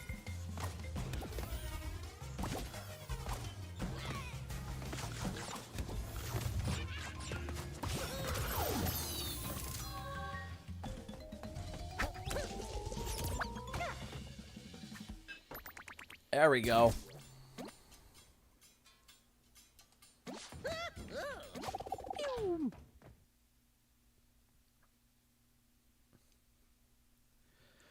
Alright, so we got the insanely perfect on there. Next up is collect 90% on ship happens. Okay. And this one is rock blocked. Okay.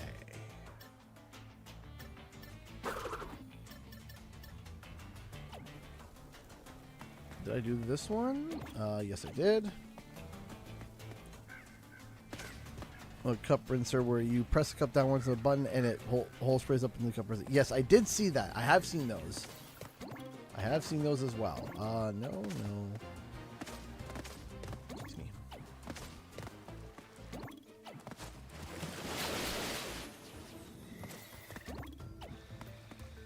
We got that one as well. Let's keep going. Good. Good. Good.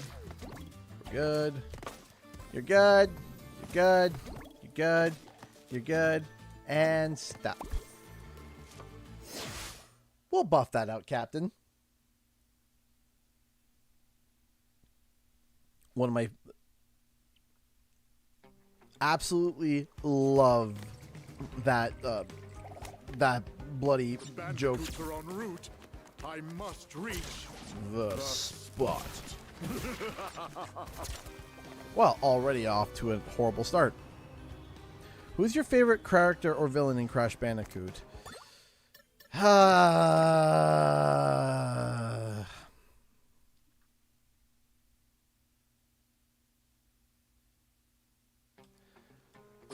I really do like Dingo Dial. I really do. I really like Dingo Dial. I think Dingo Dial is really cool. And I'm saying Dingo Dial because he could be a hero or a villain, depending on which game that we're talking about. I very much do enjoy Dingo. I think Dingo is really cool. But I thought he was cool in the original Crash 3, but then he was like, I don't know, he just got even cooler, like, from all, like, the spin-off titles and stuff. From CTR, even Twinsanity. I enjoyed him there as well. 1, 2, 3, 4, 5. There we go.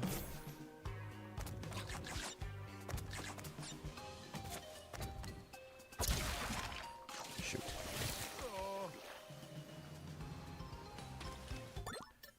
These levels are never really too long, so we're gonna keep it up. We're doing this. The bandicoots are en route. I must reach the spot. Wait, I just realized something. Cortex doesn't have a dedicated... Why do I keep doing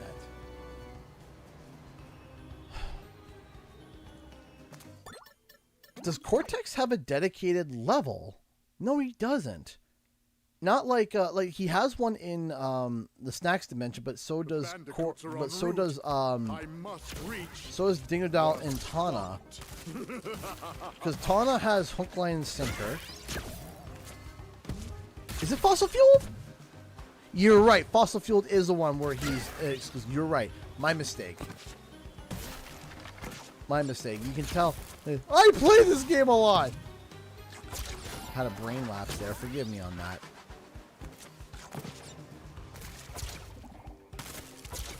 Forgot about that. I was like, wait. I was like, I have to be missing something. And clearly I was.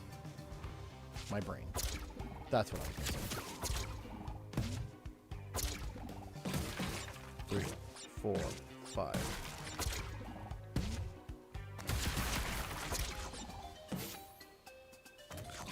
Okay.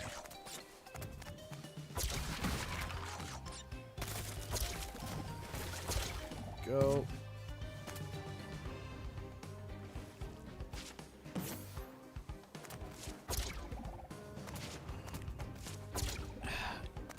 I'm going to have a controversial opinion on this. I actually enjoyed the Twinsanity engine boss fight a lot. I actually enjoyed that. I significantly enjoyed that boss fight. Is where he's got the giant Bandicoot. Oh, that's right. I forgot R1 also does that. The giant Bandicoot robot. I really enjoyed that one.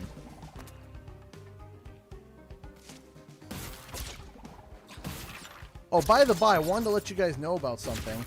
Just a little sneak peek as to the next video that we're producing. Actually, it's probably going to be based off of this. On a cold winter's night, have yourself a bite of Bandicoot stew. Is the fact that there we go. Using extrapolation and prediction. That's it. No actual like solid. No actual No, not the battleship. No, that one was awful. I'm talking about the one, the first boss right away. We get the big Bandicoot robot. That one's the one I'm talking about. The bandicoots are en route. I must reach the spot. The one on the battleship can yeet itself into the abyss of death. If I never play that boss fight ever again, it'd be a great day.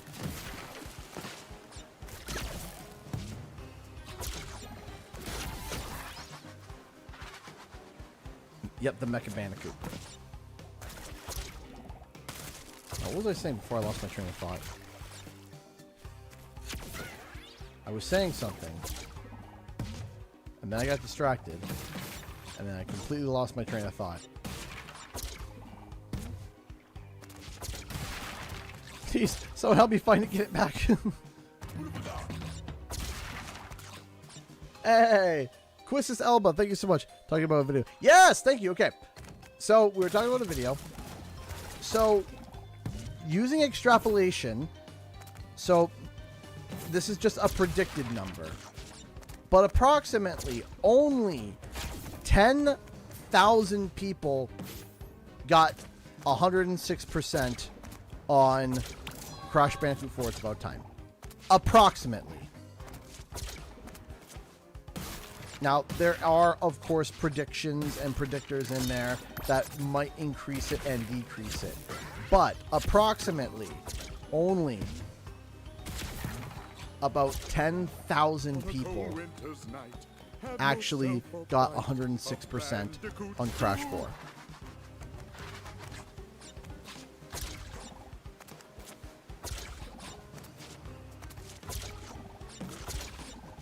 Hog! I know I can get the insanely perfect on this one.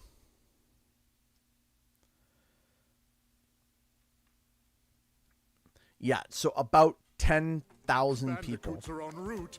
I must reach the spot. Now, give or take, you know, there's going to be ups and downs, obviously. And the math behind it is kind of simple. We know that there was 5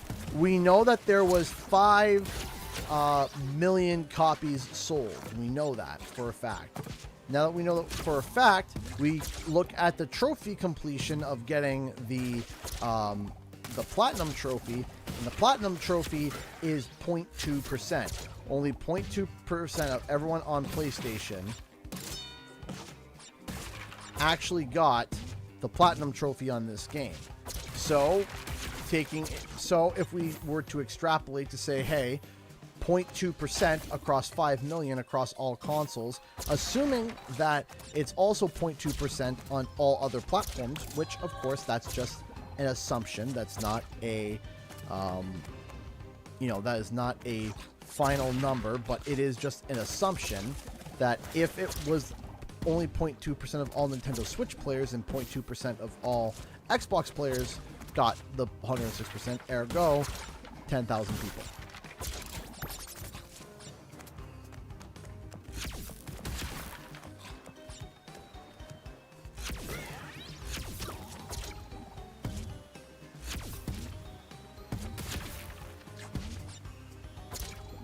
On a cold winter's night, have yourself a bite of Bandicoot stew. I think Crash Bandicoot 5 is going to be a game that is... Oh, come on, man. I hate... You know what, let me practice this. I'm going to practice this part.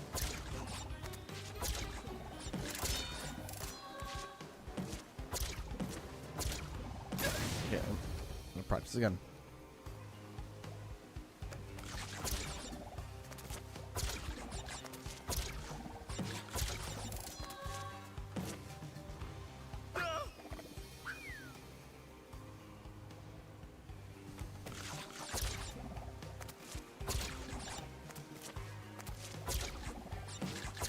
I want to get the perfect relic because I know I can get it on this one because I played it so much when it was just in the demo build. When I got it early, I played,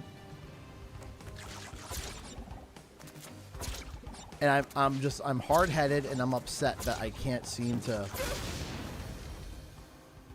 get it.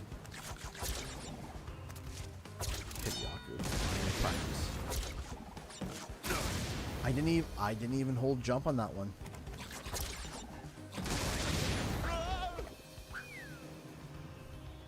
I didn't even hold jump on that one.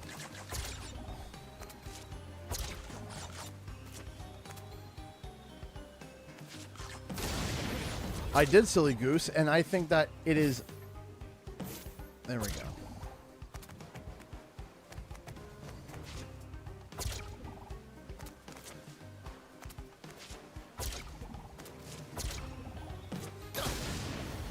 Okay, so I need a dash earlier. Okay.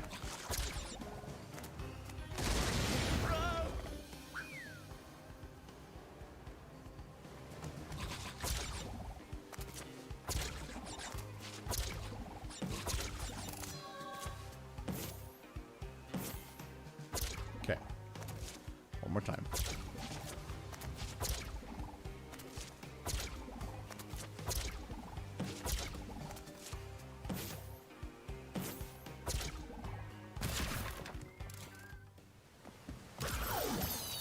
Okay.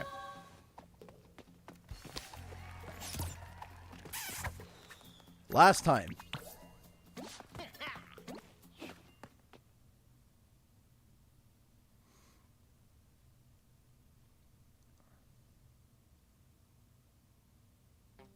The Bandicoots are en route. Nope. I must. Oh.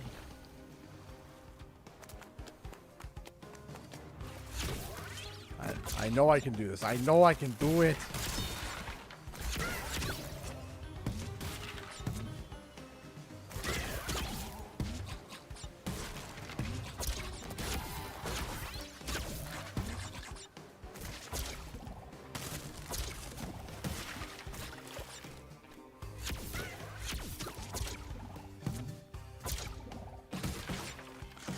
Roll 5. You gotta believe. I'm waiting for the Spyro account to do that, which, by the way, ladies and gents, I just want to say that Spyro Community Day is a thing this year. Once again, we're doing it on September 7th, 2024. Post all your art, post all your fan-related things on social media with the hashtags Spyro Community Day, Spyro 4, whatever else. And we're going to be celebrating. We're going to be having a great time. We're going to be hosting a 12-hour live stream where we're going to be playing through Spyro Reignited, but also we're going to be stopping every hour on the hour to go to social media, to go to Twitter, and to go through, like, and retweet a whole number of things. We're super excited this year. We cannot wait. Of Bandicoot stew. I am super excited. I cannot wait.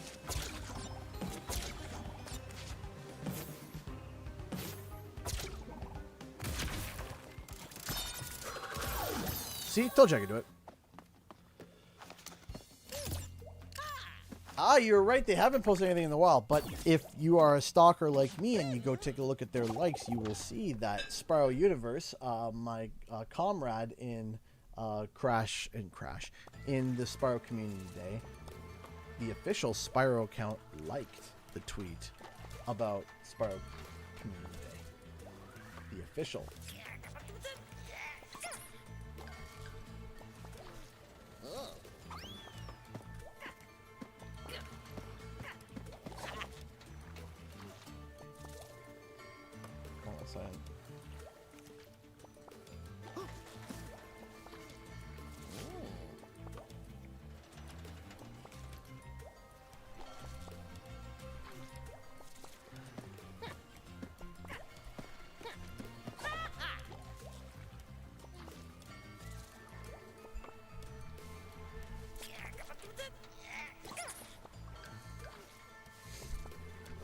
One second here.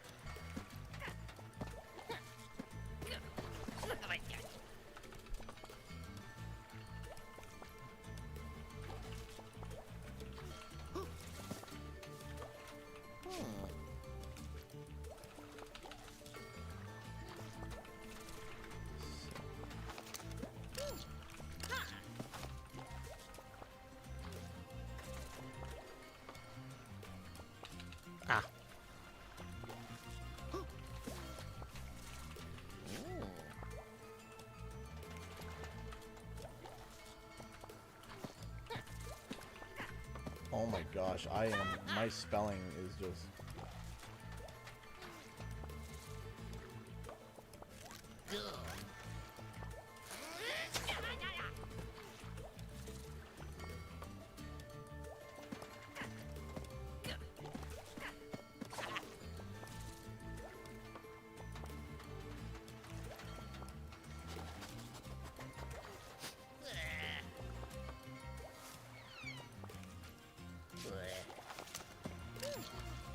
There we go. Okay. Anyway, let's get back to it. All right. Did we get the skin for this one? Yes, we did. The Fuzzy Crusade. All right. Next one is shipping error, or no? It would be building bridges.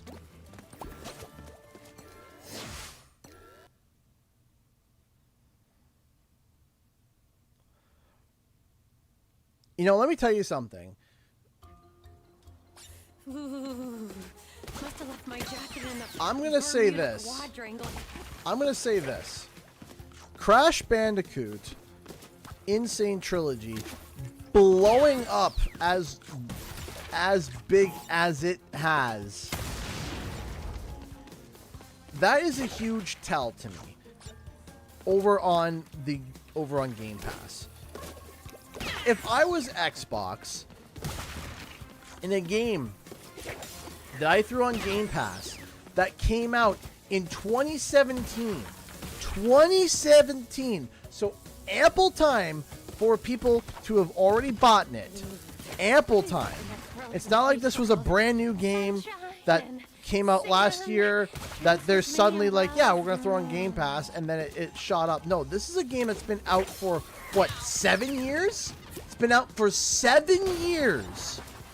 And on Xbox. It's not the first time it's been on Xbox. Again, it's not like that this is something like, oh, well, this was the first time it ever entered, you know, it was ever on an Xbox platform. No. No, no, no.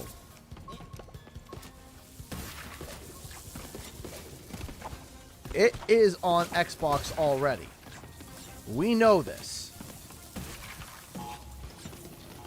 It's been on Xbox. Robot.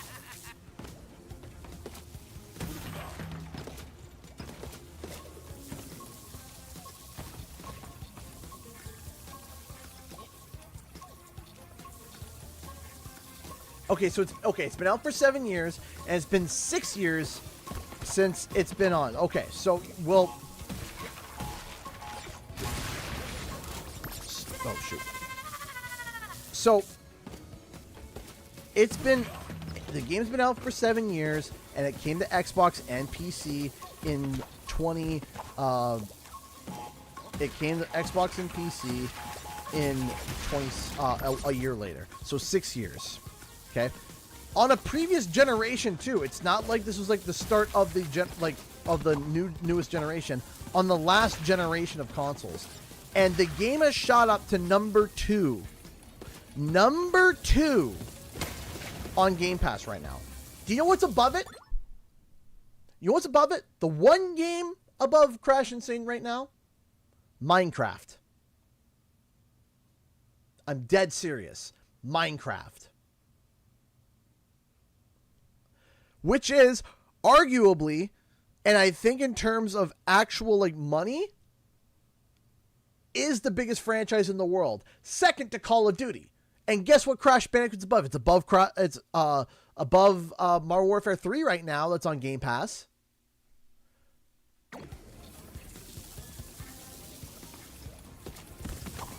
If I'm Xbox, whoa, wait, how do I?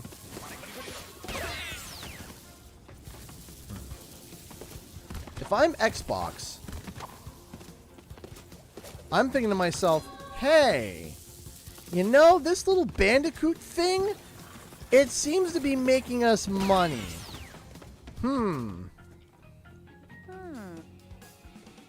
Maybe we should do more with it.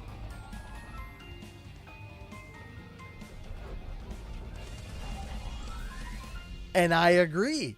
I wholeheartedly agree.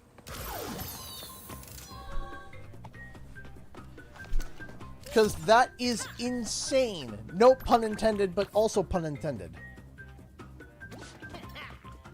It is nuts. It's crazy.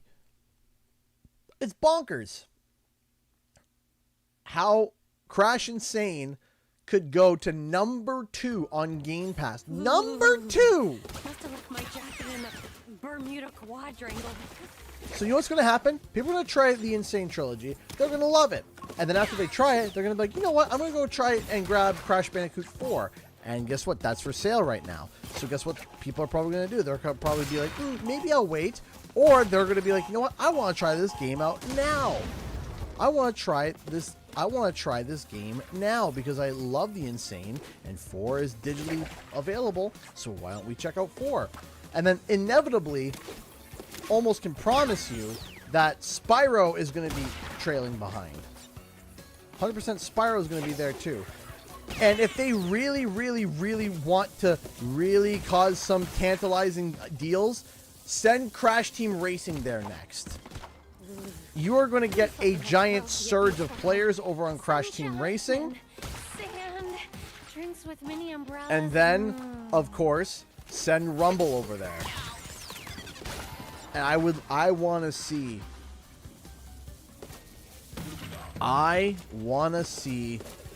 what happens when they throw Rumble on there. If they throw Rumble on there. And I hope they do.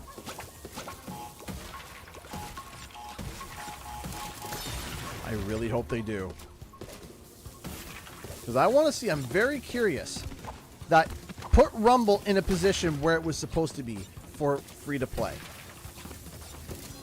Put Rumble where it was supposed to be as being a free to play title. And see what happens. And I want to see what happens. Night Gaming Pez.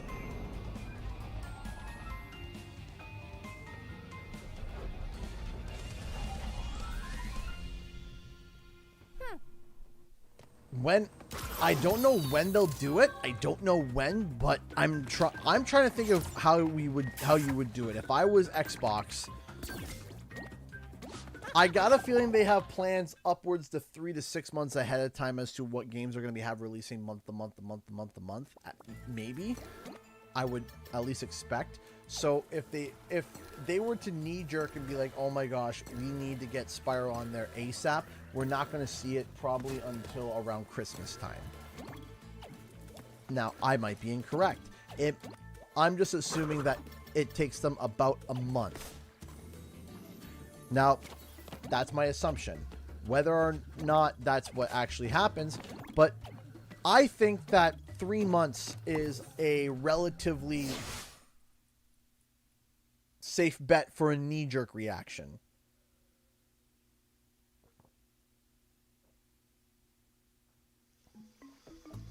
Now, they might turn around and say critical override and say get Spyro out as soon as possible. That's possible too. All right.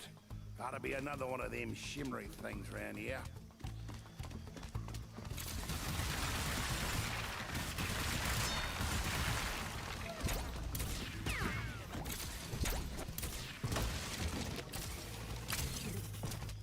Ugh, I remember doing this time trial for this level. This level took me forever to do. And for the time trial, this one and seeing double had me losing my mind, and I can't remember how long I spent on them to try to remember. Like, I might have to go back and take a look at those old streams and take a look at, you know, me completing them, because boy howdy, it was a task and a half.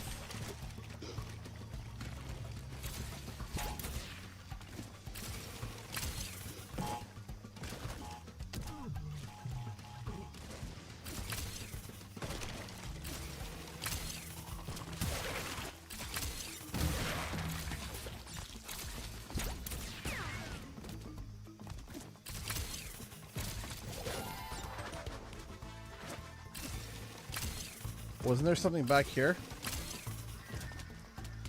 Was that removed?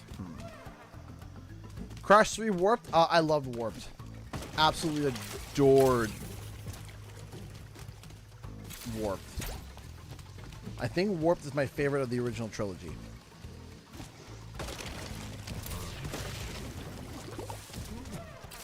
Now, I think I already admitted this before, but I didn't get to try Crash Bandicoot 1 until much, much, much later.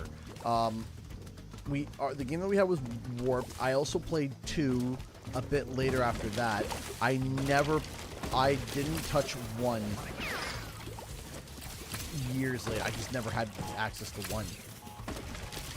Because you have to think, I'm 29, and at the time when it came out, the PS1 was my brother's. And Spyro was the only game that I had originally gotten that was mine for a while. I remember that I had, for me, the games I had were Spyro, and then I had Digimon World 1, and I'm trying to remember if there was any other game.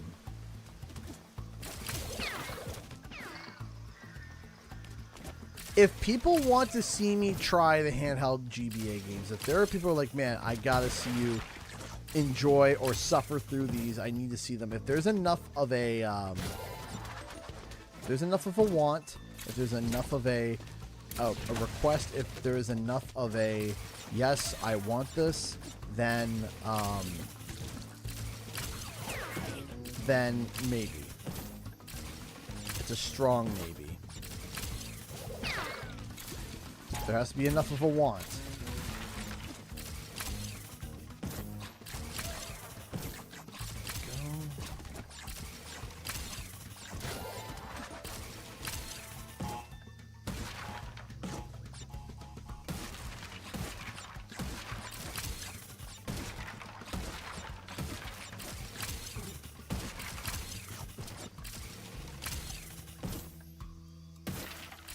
Go.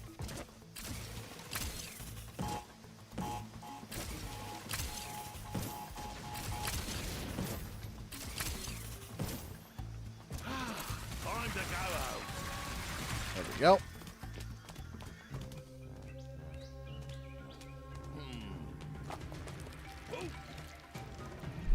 Uh-oh.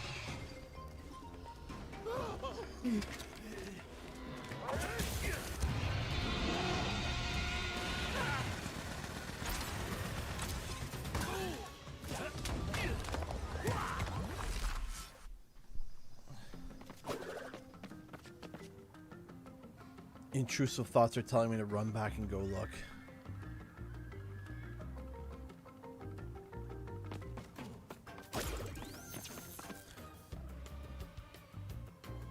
One TNT is missing, you're right. Oh no.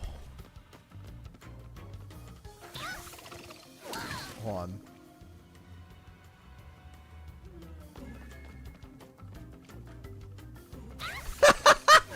Is it designed this way? It's like, nope. Hold on.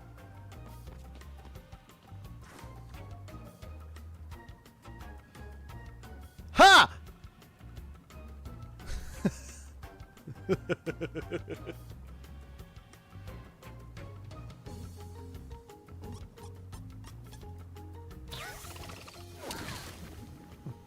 I just wanted to be a rebel. Because I could.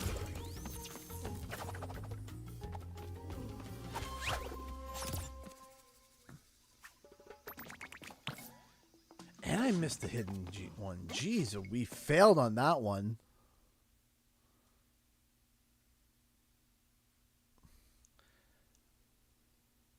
All right.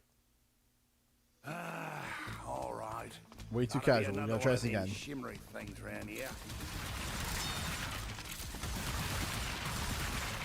We gotta find the new hidden gem.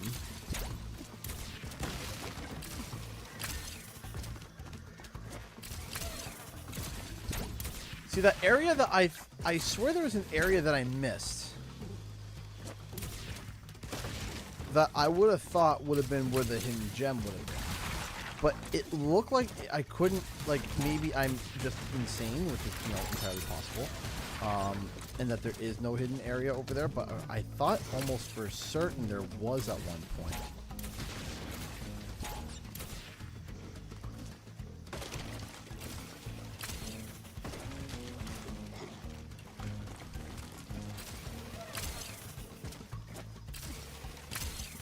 I was right. There was, but the hidden gem is not here.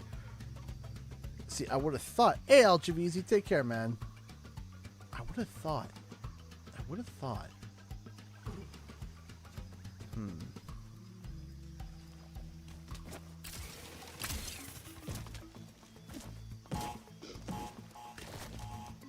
Okay, no problem, Alchavizi. Safe travels.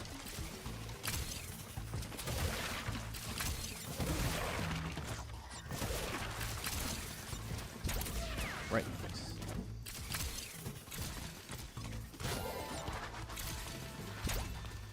Okay.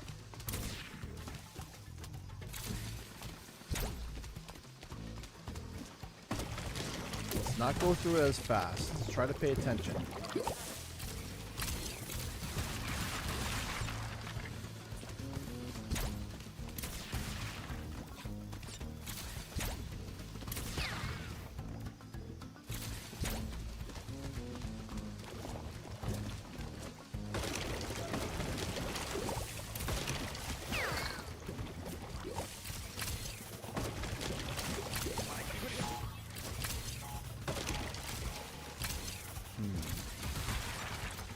Okay.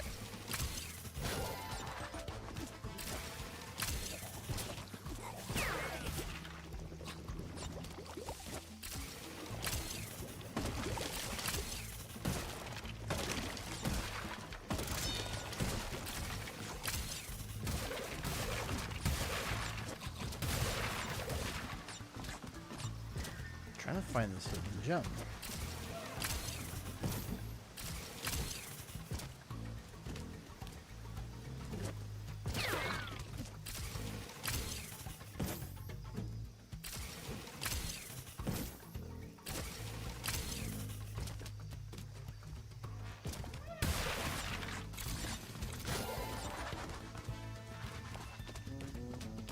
Alright, where is this new secret gem? Where are you?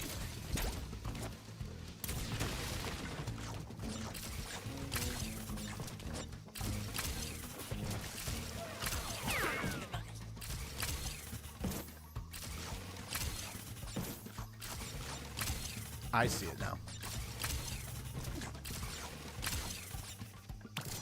Got it.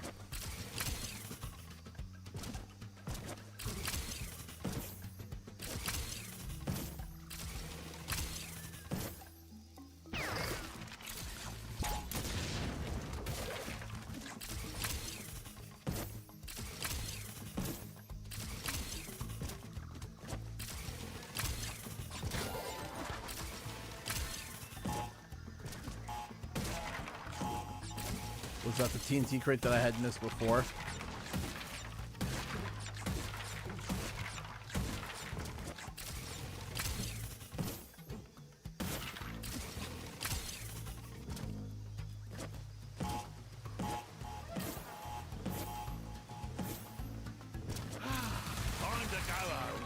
think we're good.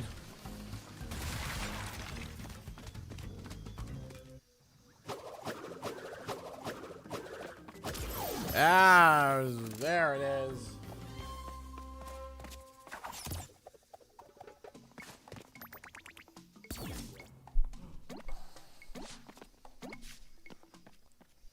There we are.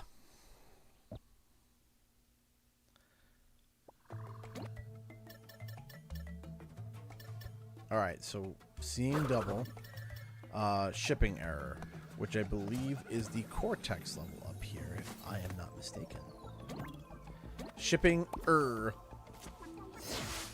I remember not liking this one. I remember thinking to myself, self, I don't like this.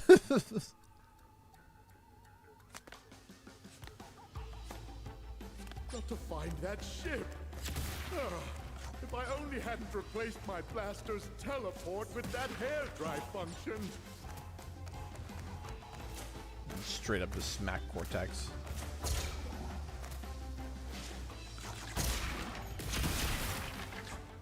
Well, that's a reset already. You barely have any hair. Why? Got to find that ship. If I only hadn't replaced my blaster's teleport with that hair dry function. Yep, yep, yep, yep, yep.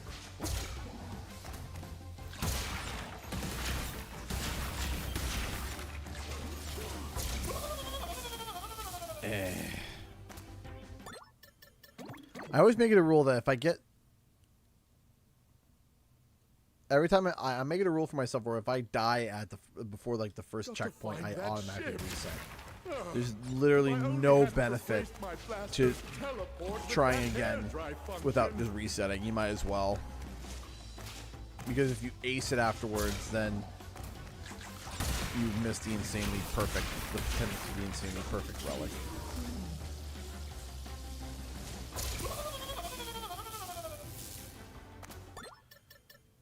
I was hoping that we could just kind of breeze by, but I guess not. Got to find that ship. If I only hadn't replaced my blaster's teleport with that hair dry function. Yep, yep, yep.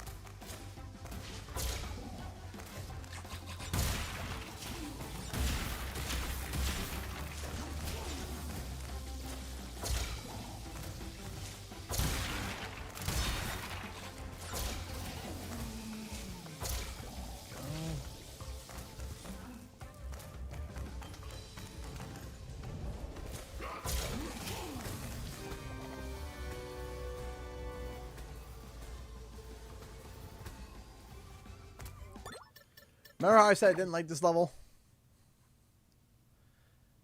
You're seeing why. Got to find that ship.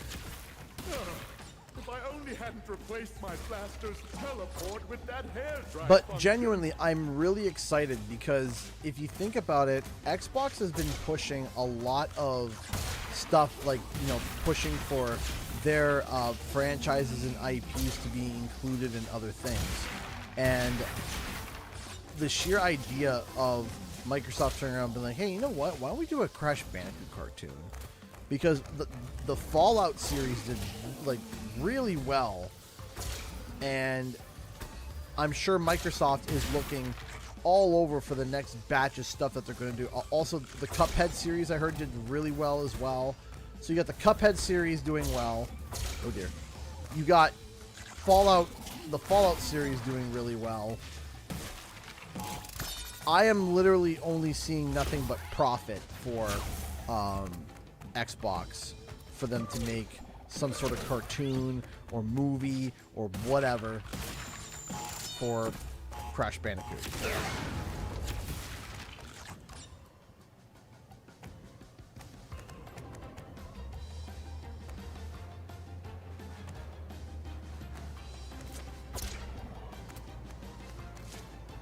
I forgot I didn't have double jump.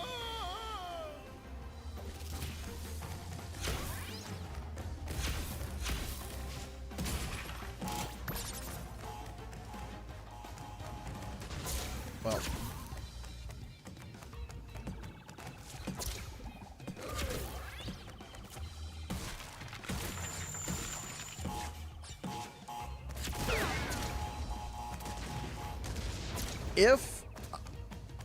If Xbox...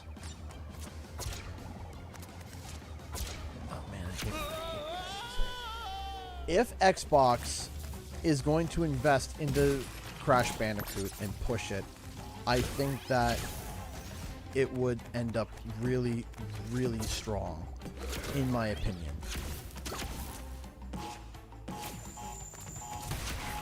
But also, and this is a video that I'm going to be making, and a lot of people are going to disagree with me, but the numbers are kind of starting to play in Xbox's favor right now. Xbox is slowly becoming the home to be able to enjoy 3D platformers, especially outside of Nintendo.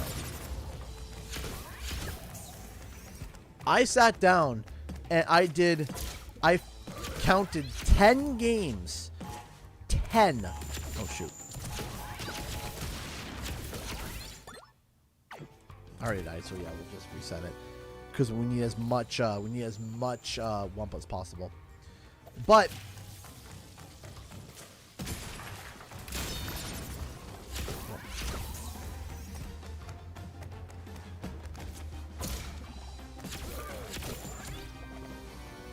you didn't even see it.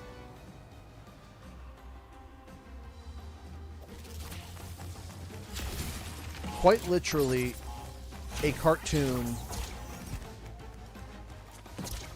makes complete sense for Crash Bandicoot. It genuinely does. And I think, and I hope, that Xbox is going to see that. But not just that. Sorry, I completely lost my train of thought again. I've been struggling with that recently. I don't know why. Xbox is slowly and kind of surely becoming the place to be able to do the most 3D platforming. I sat down and did the math. Let me try to focus my attention here because I keep losing my train of thought. We did the math and we did the numbers, and Xbox has publishing rights or ownership. Either they own it or they have publishing rights to 10 mascot-based platformers. 10. Okay? Now, what are those 10? I will tell you those 10. Those 10, and granted, some of them are smaller, yes. However, I digress. It doesn't matter. Let me see here. I had the tweet. There's the tweet. Okay. They have Blinks. They have Banjo-Kazooie. They have Conker, Crash Bandicoot, Spyro, Skylanders, Pitfall, Psychonauts, Super Lucky's Tale, and Voodoo Vince, which is one that I missed. 10. Now, people are going to say, oh, they don't own Super Lucky's Tale. No, they don't own Super Lucky's Tale, but they publish Super Lucky's Tale, which gives them publishing rights. It also indicates that there is a relationship between Playful and Microsoft, so that if they try to do another Super Lucky's Tale, the likelihood is it will probably show up on Xbox, be an Xbox exclusive again. That's not guaranteed, of course, but I'm just saying that typically, that's not always, but typically, if the game is published by Xbox, both the games were originally published by Xbox, and it stayed an exclusive to Microsoft-based consoles. I'm heavily doubting that they're going to turn around and be like, yeah, we're going to go to PlayStation next. You know, they might, but I doubt it. So here's the thing. If Xbox wanted to, they could turn around and make a platforming aspect of the Game Pass where they turn around and they make a tier of Game Pass where it's like, hey, $5 and you get a whole bunch of 3D platformers. And that's it. Like, if you were just like, hey, I'm just in it for the more 3D family-friendly platformers, well, then they can turn around and be like, well, here you go.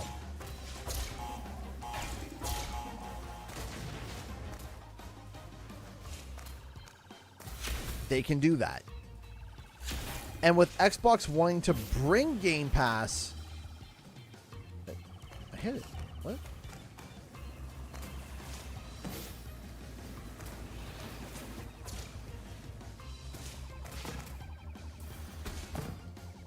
Is there one that I missed, or is there one hidden somewhere?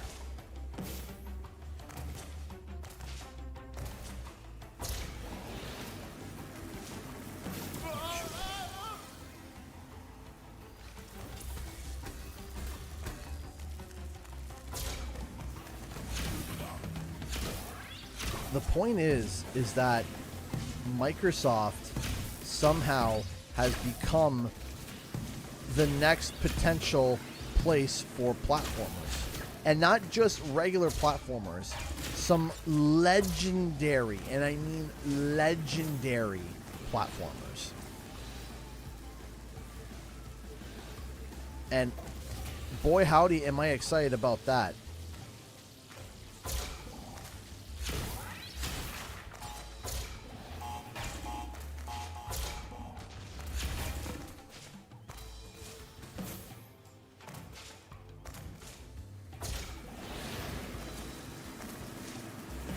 Don't hit me.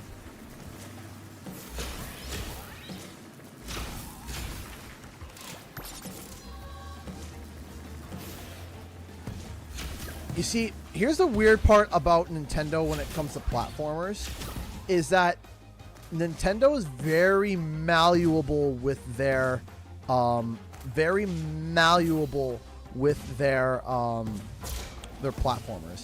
because you have to think.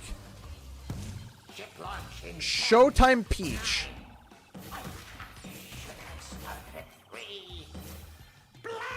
Right? Showtime Peach. Is Peach a Mario character, or is Peach her own character?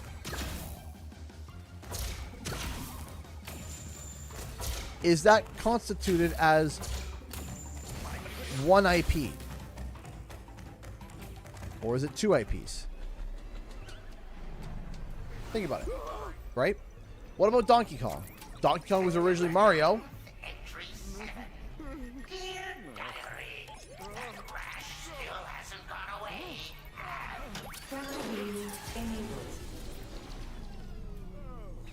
So we have a number of questions. We have a number of questions that we have to ask when it comes to Nintendo. What do we constitute for Nintendo? What do we constitute as an IP for Nintendo, right? So when we go to compare that, what about Donkey Kong? Because Donkey Kong was originally a Mario character, but now he's his own character, right? What about Luigi's Mansion? What about Toad and his little his Toad Adventures game? Right? Do you see the issue, the problem? The problem is that we are now dealing with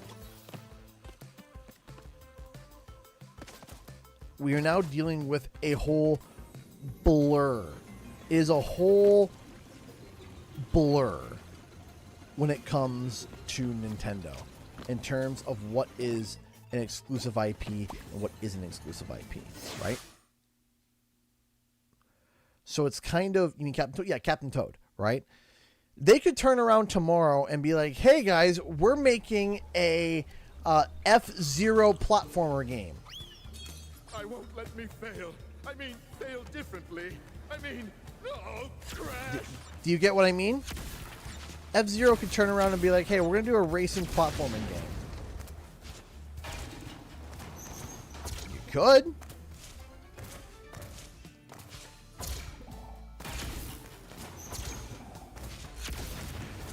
They could turn around and be like, hey, we're going to do a Legend of Zelda platforming title. And before you say, no, they're not going to do that, listen, they just turned around and just made and are making a, what was it, a Princess Zelda game where it's like a puzzle-based adventure. Right?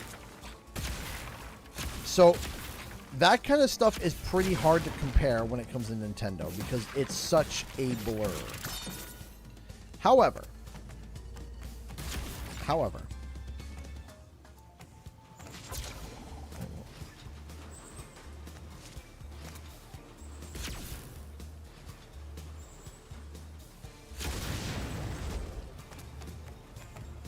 what I'm trying to say is that right now PlayStation has, I think we counted 5.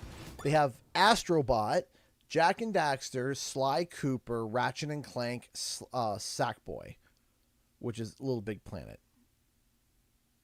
Am I missing any other PlayStation exclusive 3D platformers that I'm missing of? That I'm thinking of. That PlayStation has rights to.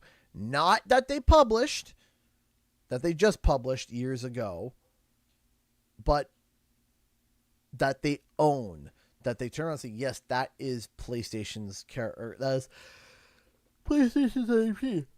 Excuse me. That's a 3D platformer.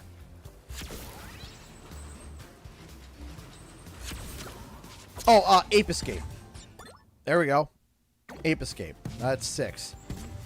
Medieval's not really a platformer. It's an adventure game, so not really a platformer. PlayStation doesn't own Tombi. Or Tomba, depending on where you're from. They don't own them.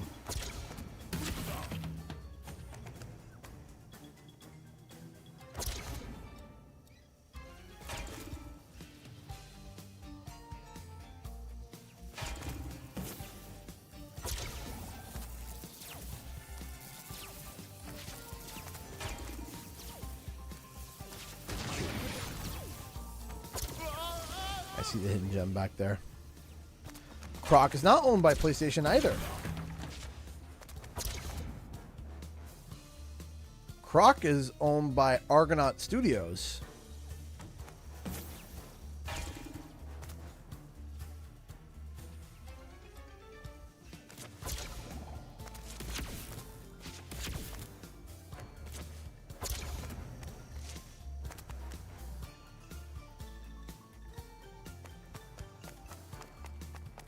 No.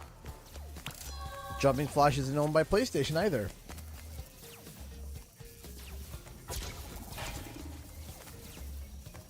Shadow of the Colossus isn't really a platformer. Gex owned by Square Enix.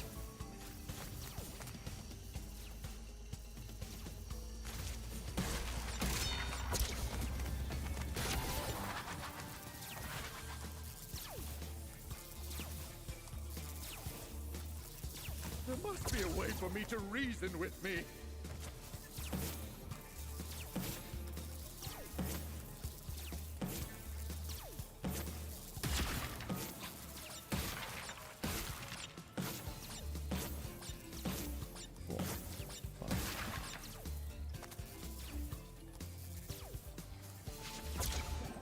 Oh no, I messed up.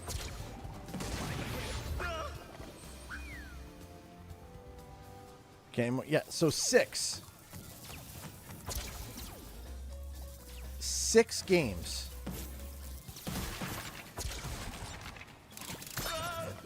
6 titles in total. 6 IPs that PlayStation owns, that they have rights to, that they own. I gotta wait for that to come by. Minecraft isn't really a platformer, no.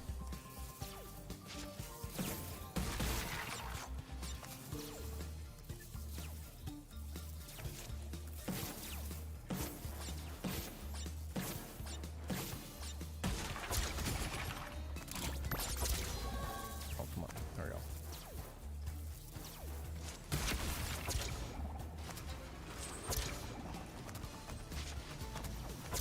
No, that was on me, 100%. That was on me. Yeah, why didn't you shoot it? Durr. Why don't I just shoot? Yeah, why didn't I just shoot it? Duh. I'm dumb. Ah! This is...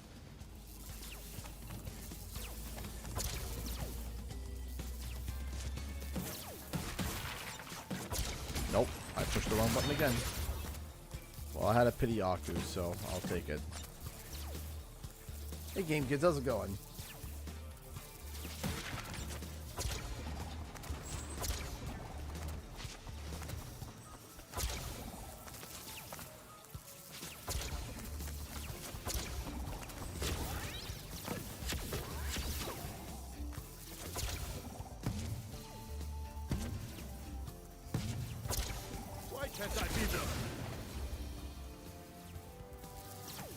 Right there too. I knew it was right there.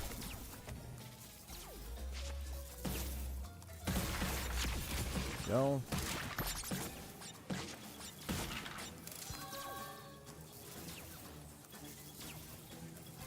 Yes, okay, yes. Gex is now owned by THQ Nordic, yes, but they were originally owned by Crystal Dynamics, which was owned by Square Enix.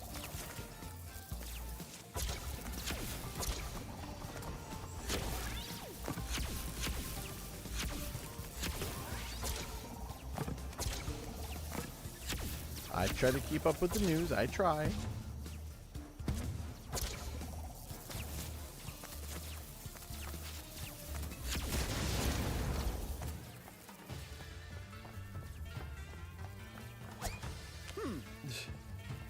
Masquerade as me, will you? Well, I'm you from the future, you idiot!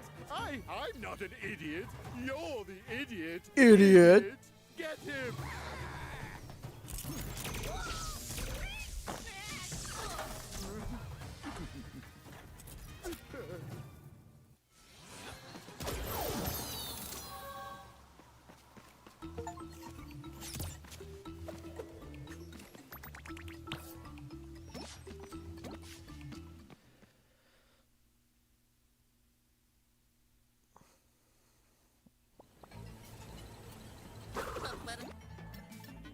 And all right, subject number. All right, now let's do.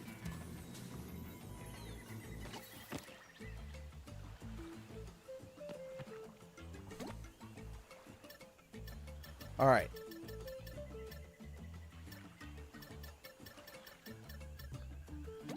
Subject number 218.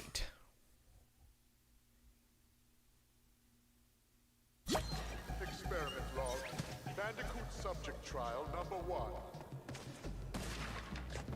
So apparently these have been adjusted and changed too.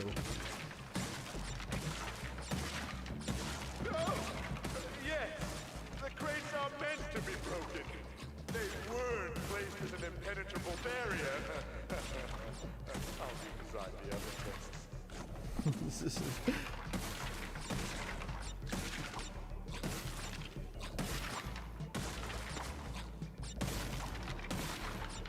Oh, I just thought of a really cool merch idea.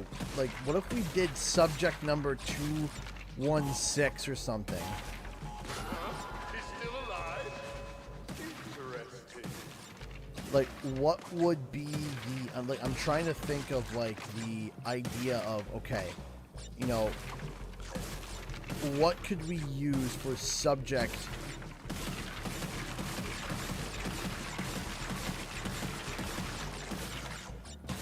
with 3D printing, of course.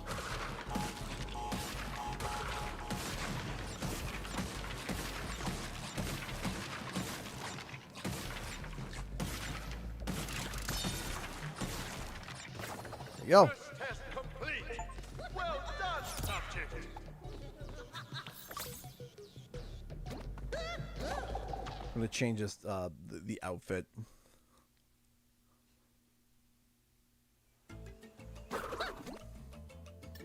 We'll go with serious upgrade.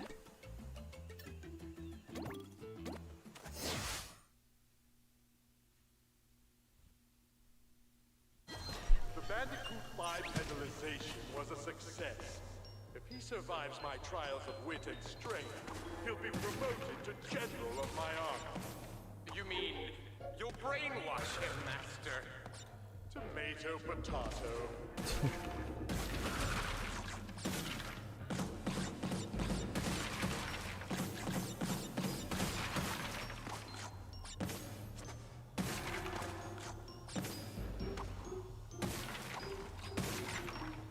I actually really liked these crate challenges, and not just because of the gameplay, but I really liked it for the like the dialogue. Oh no, the dialogue and the lore and all that. Like that to me was that to me is really cool.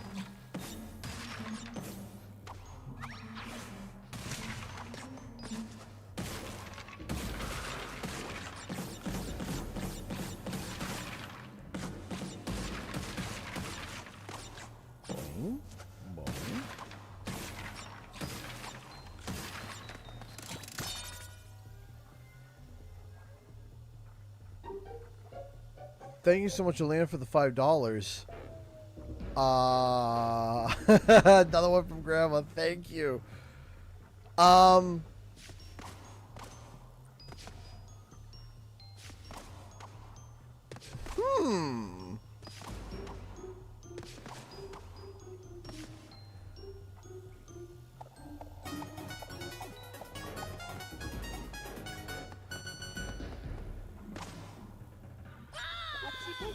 That was cool.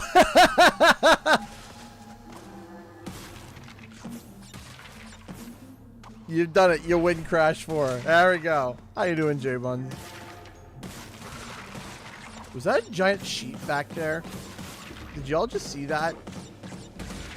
Or something? Yeah, see it? See the sheep just being... Found it again.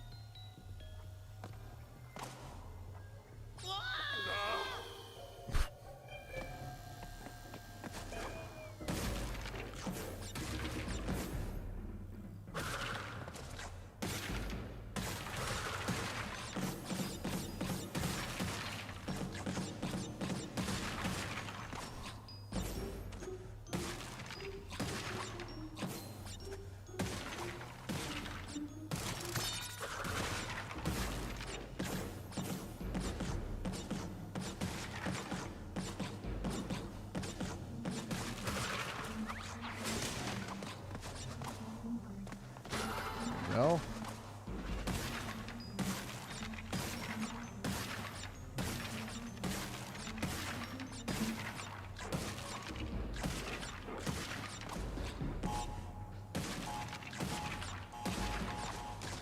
Over here. Bounce off of there. Nitro crate technology shows promise, but may require more R&D before rolling out. That's where you come in.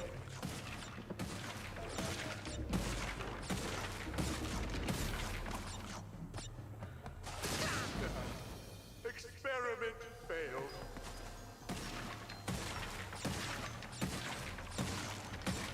I did that on purpose. I swear.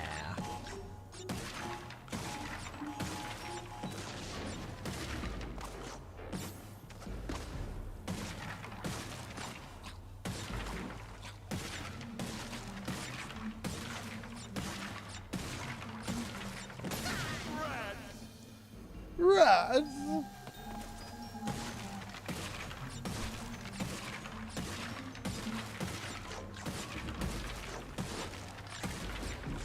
Boing, boing, boing. We're good. That was calm. Perfectly calm. Rest now, sweet Bandicoot. Can you tell I'm getting tired? Can you tell? I can't tell, but can you?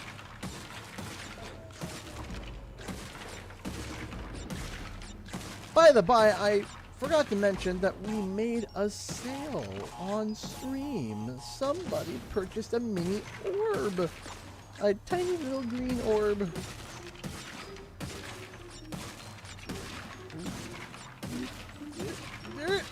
I almost died like 3 times there. No, no, no, no, no. I wanted to flop, not slide, flop. Okay?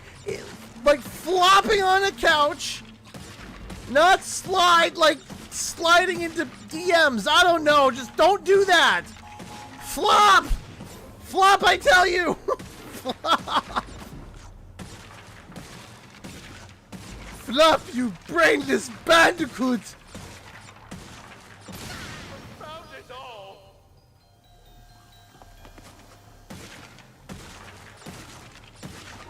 Listen, you don't want Crash sliding in your DMs. Okay, you don't want that. So can we get him to stop sliding? Please. Everybody do the flop. Please.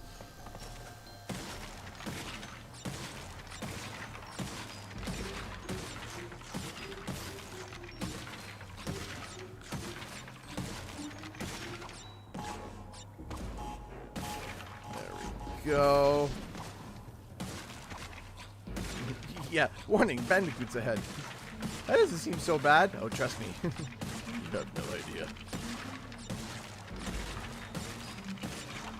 Okay. Okay. I'm in midair!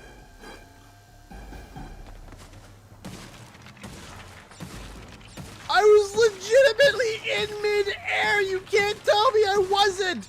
Then Crash decides, you know what? I'm not gonna break physics. Next time, perhaps. Crash is like, you know what? Physics don't matter to me. I'm just gonna start sliding on nothing. That's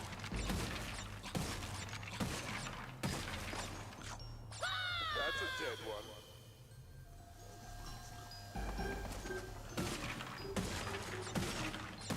I can do this.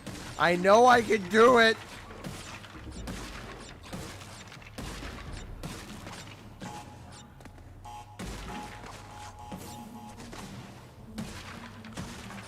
Done it once, twice, multiple times in the past.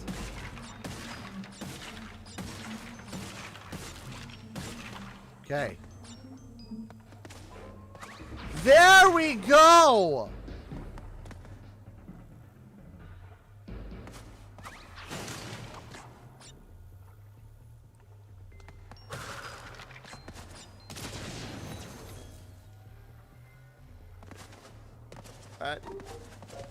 What? Where? Okay.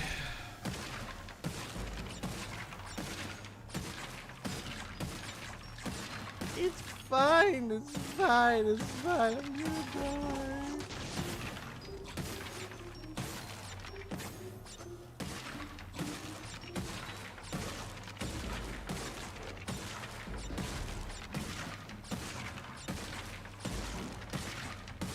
Okay.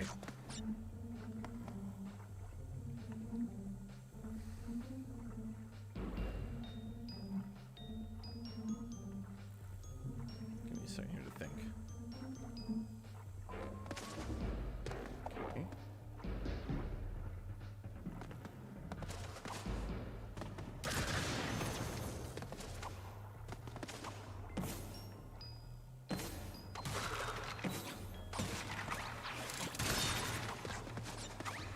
Ha! Got it!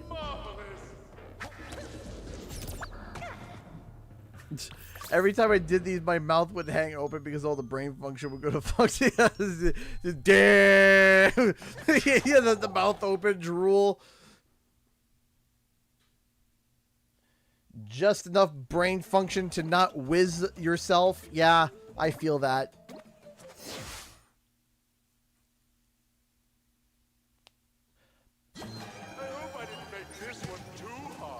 Oh, you're so kind. You know it's bad for me when the glasses come off. When the glasses come off, it's like, alright. CG angry mode engaged. After rejecting all other foods. Found it all. It's literally just, you see me take off the glasses, it's like, oh. That's the hyper focus. That's the...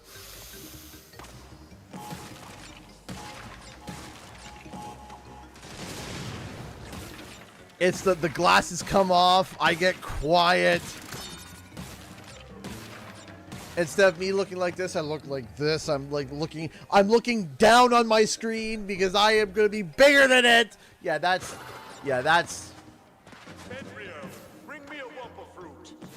The Bandicoot's obsession with them has given me a hankering. But Master, your allergy. Oh, it's fine. You can clean it.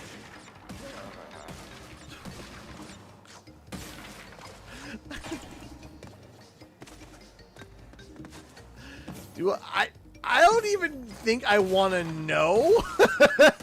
Genuinely, I don't want to know.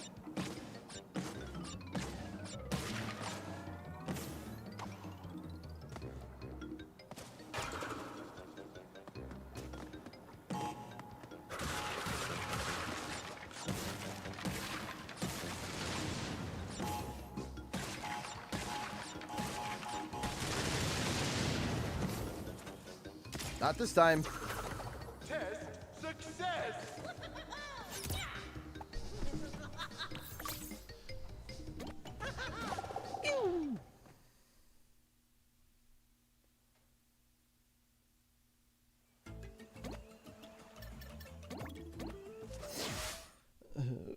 But sir, your allergies. You can clean it. Oh. Another day, another trial.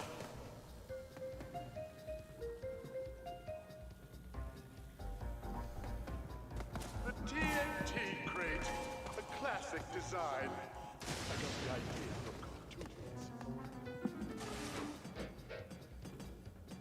Oh, we figured Cortex. Don't worry.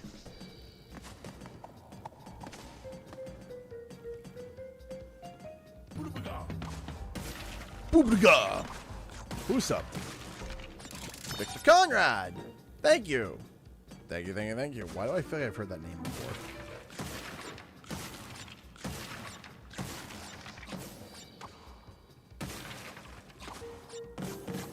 You know, I'm not even going to bother with those because I already know that those are just going to hurt me.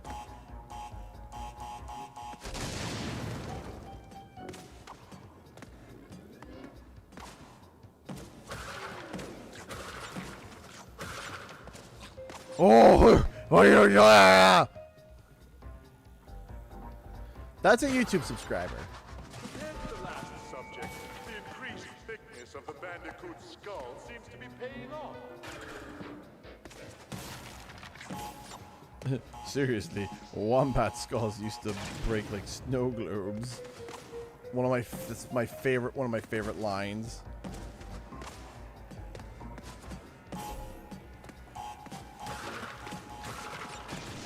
Seriously, wombat skulls shatter like snow globes.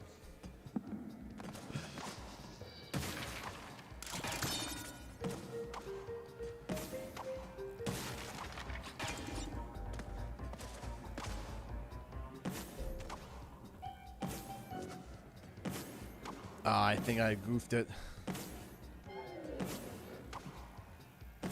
Unless I... Nah. Let's rocket. So is this rocket's put up in experimentation? Let's rocket. Oh, never mind. This is...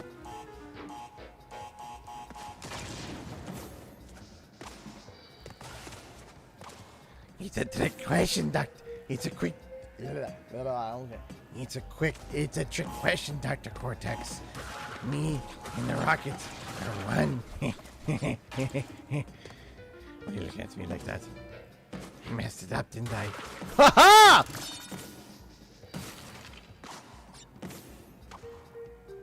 Try to trip me up, but no.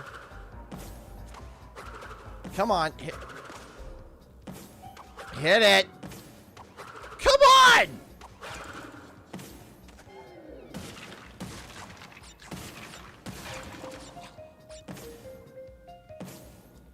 Don't die. Don't die. Don't die. Don't die. There we go. You just listen. It's your rule. When you're gonna go do something, you just say don't die, and you just simply don't allow it.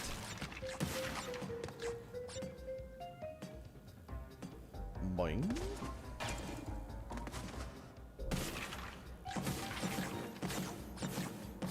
Don't die.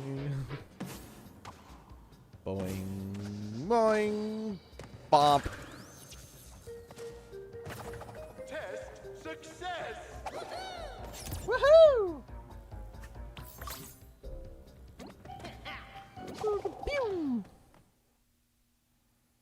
Let's call it a coward. It works every time. Let's look at the Grim Reaper. Coward. He just little teardrop.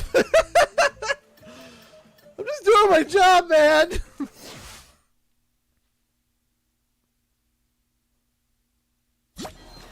luck! Just a one single tear. My old shorts straight now. Sweet Bandicoot.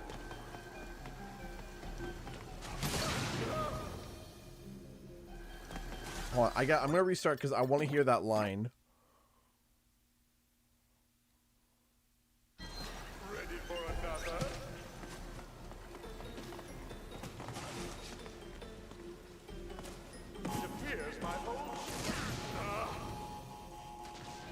I want to hear that Cortex line. Crash, can you stop dying? Another day, another trial. Night, Director Greyhound. It appears my experiment. Good grief.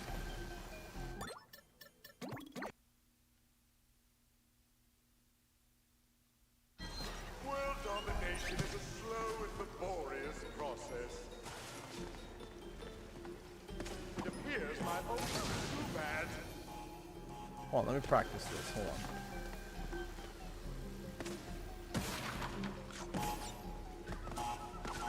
My experiment.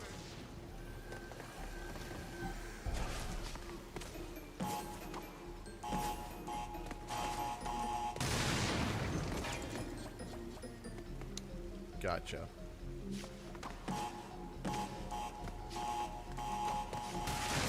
Rest now, sweet Bandicoot.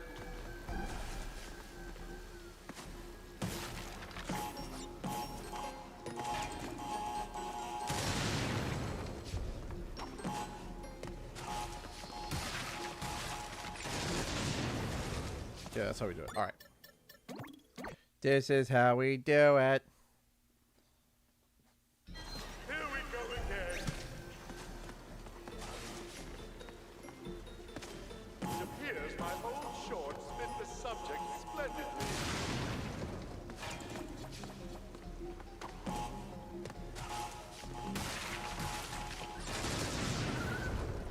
Oh, I thought there was more to the line.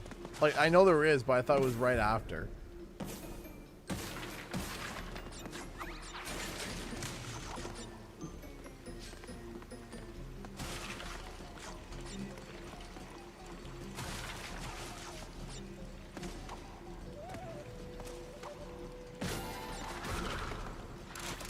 I always gotta wonder sometimes if all the lines that Lex Lang says are like the lines that they tell him to, and how many of them just riffs.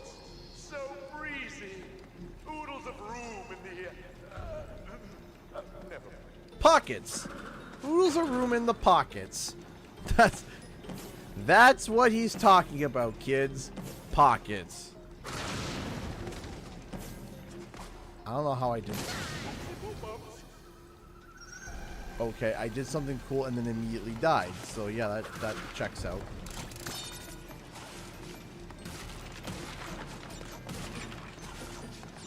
I feel like that's like just like a summary of me. It's like, hey, I did something cool and then immediately died.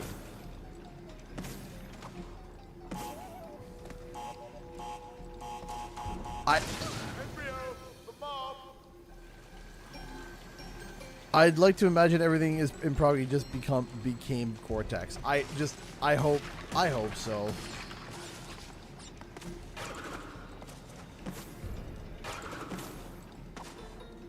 I always love like looking at the stuff that's like behind the scenes and seeing like what was just them riffing and like trying to get, you know, just what would be the funniest line here and do the script and then say like, you know,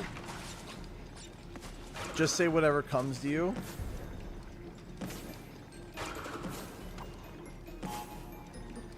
Ah! Like the fact like half of Ace Ventura is him just unhinged, or the fact that like Genie from Aladdin was just like, all right, we have 8 billion takes of everything from Robin Williams, so take your pick.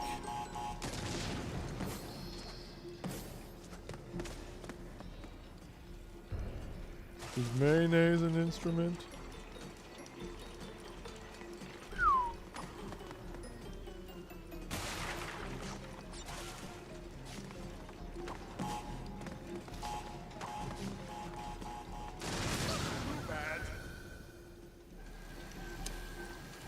Too bad.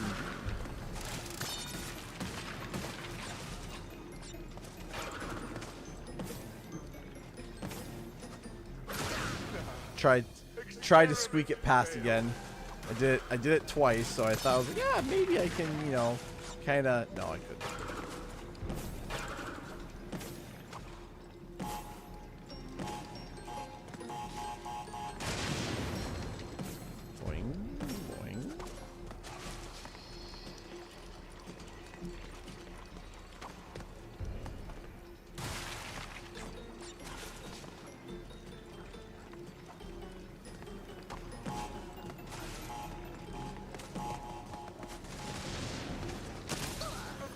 Malarkey!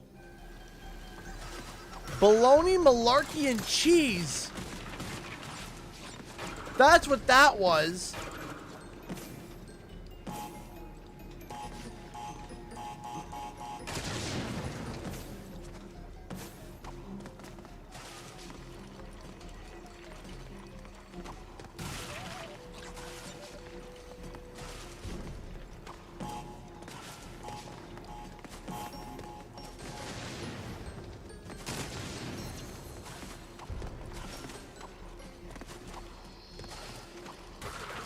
If I would have died there, I would have been so mad.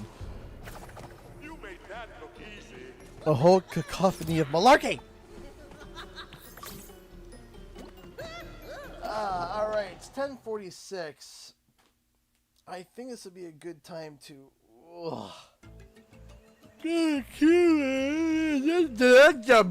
That was a sentence. I promise you that I sprechen Sie the English. I sprechen Sie it good.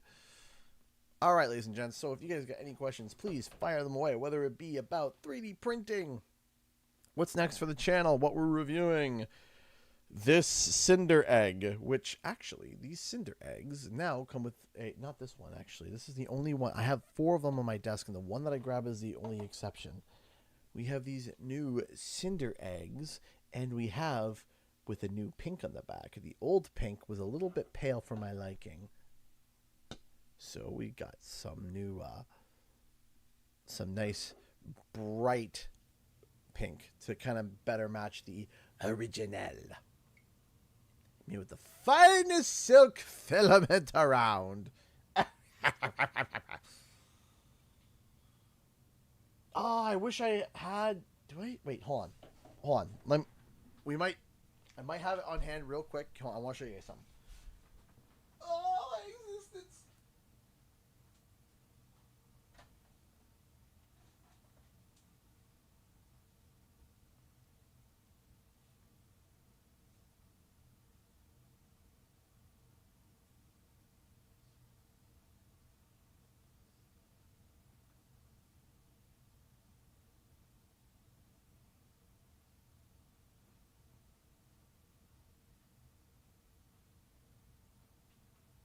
Did I misplace them?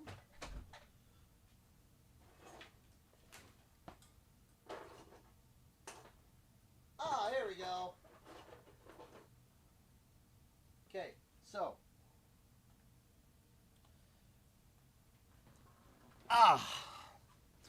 So I have something new coming. If you don't know, 3D printing can produce a lot, and I mean a lot of waste. A lot of waste. I mean the amount of waste that 3D printer can spit out is pretty pretty crazy. So I was looking online, and I came across the technique, and I came up with this idea, and I wanted to show you guys these. These are what I like to call rekindled eggs. That's what we're going to be calling them. Rekindled eggs. Now you can see, I still got to do a little bit of work on it, but you can see these colors are all over the place. But if you take a look here, you're going to also see that they're not the same. These are two completely different eggs, and no two will ever be the same. What I'm doing is I'm taking filament, the old filament that didn't work, filament that were on supports, failed prints, whatever, and melting it down in a silicone mold. And this takes upwards to an hour and a half to do, of melting down plastic in an oven outside, melting it down until eventually you're left with this. Now, this is solid. When I mean solid, I mean take a listen. This cinder egg, listen to me tap it. You can hear it. Hear this. This thing is this thing's like a rock. This thing is like a stone of just pure filament. This thing is heavy. This egg by itself, this egg in grand total, okay, this egg weighs more than this egg. And not by a little, but by a lot. This egg is like, it's hefty. You could fire this through a window. You could put this into a sock and beat someone to death with it. This, you couldn't. You couldn't. After about 3 whacks, this thing breaks. No offense. It's meant for decoration. It's not meant for whacking. But this, boy howdy, you put this in a sock, you tie it at the end, and you just go to town on somebody, and boy howdy, it's gonna hurt. But we're gonna be selling these. We're gonna be selling these, and these are we're gonna be selling them for in and around $20 Canadian, which is about $17 American. About $17 American. And these are recycled eggs, 100% recycled eggs. And yeah, that's going to be the plan. And if people are interested and people really do want it, I'll be able to invest more into more recycling tools and be able to make more, because making them is a pretty slow, tedious process. I mean, the first one I made took me almost 6 hours. Now I got it down to about an hour and a half approximately. But the first one I tried to make was 6 hours. It was this one. This one I screwed up on. Clearly, I very much did screw up on. I didn't put enough filament. I pulled out way too early, but still learning. These are called rekindled eggs. Rekindled, as in recycled, rekindled. I didn't want to go with reignited because we already have reignited eggs.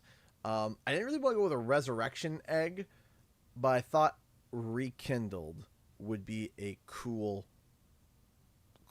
name.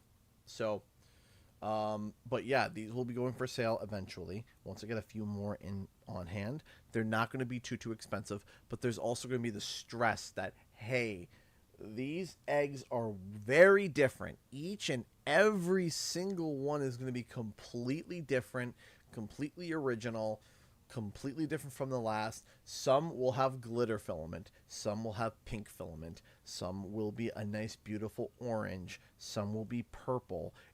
And there's not going to be a, oh, I want a purple one. No. You get what you get. You get what you get. But like I said, it'll only be around, it might even be cheaper than that for you guys. It might be closer to like $14. These things might be around $15 American, these eggs, right? And I'm hoping that if enough people like them, I can find a new way to be able to recycle the waste that that 3D printing can make. Because of course, we want to recycle, we want to be conscious with our stuff. We don't want to just be throwing away oodles and oodles and oodles of plastic. We want to be able to figure out a way of, hey, how can we recycle these? How can we make these better?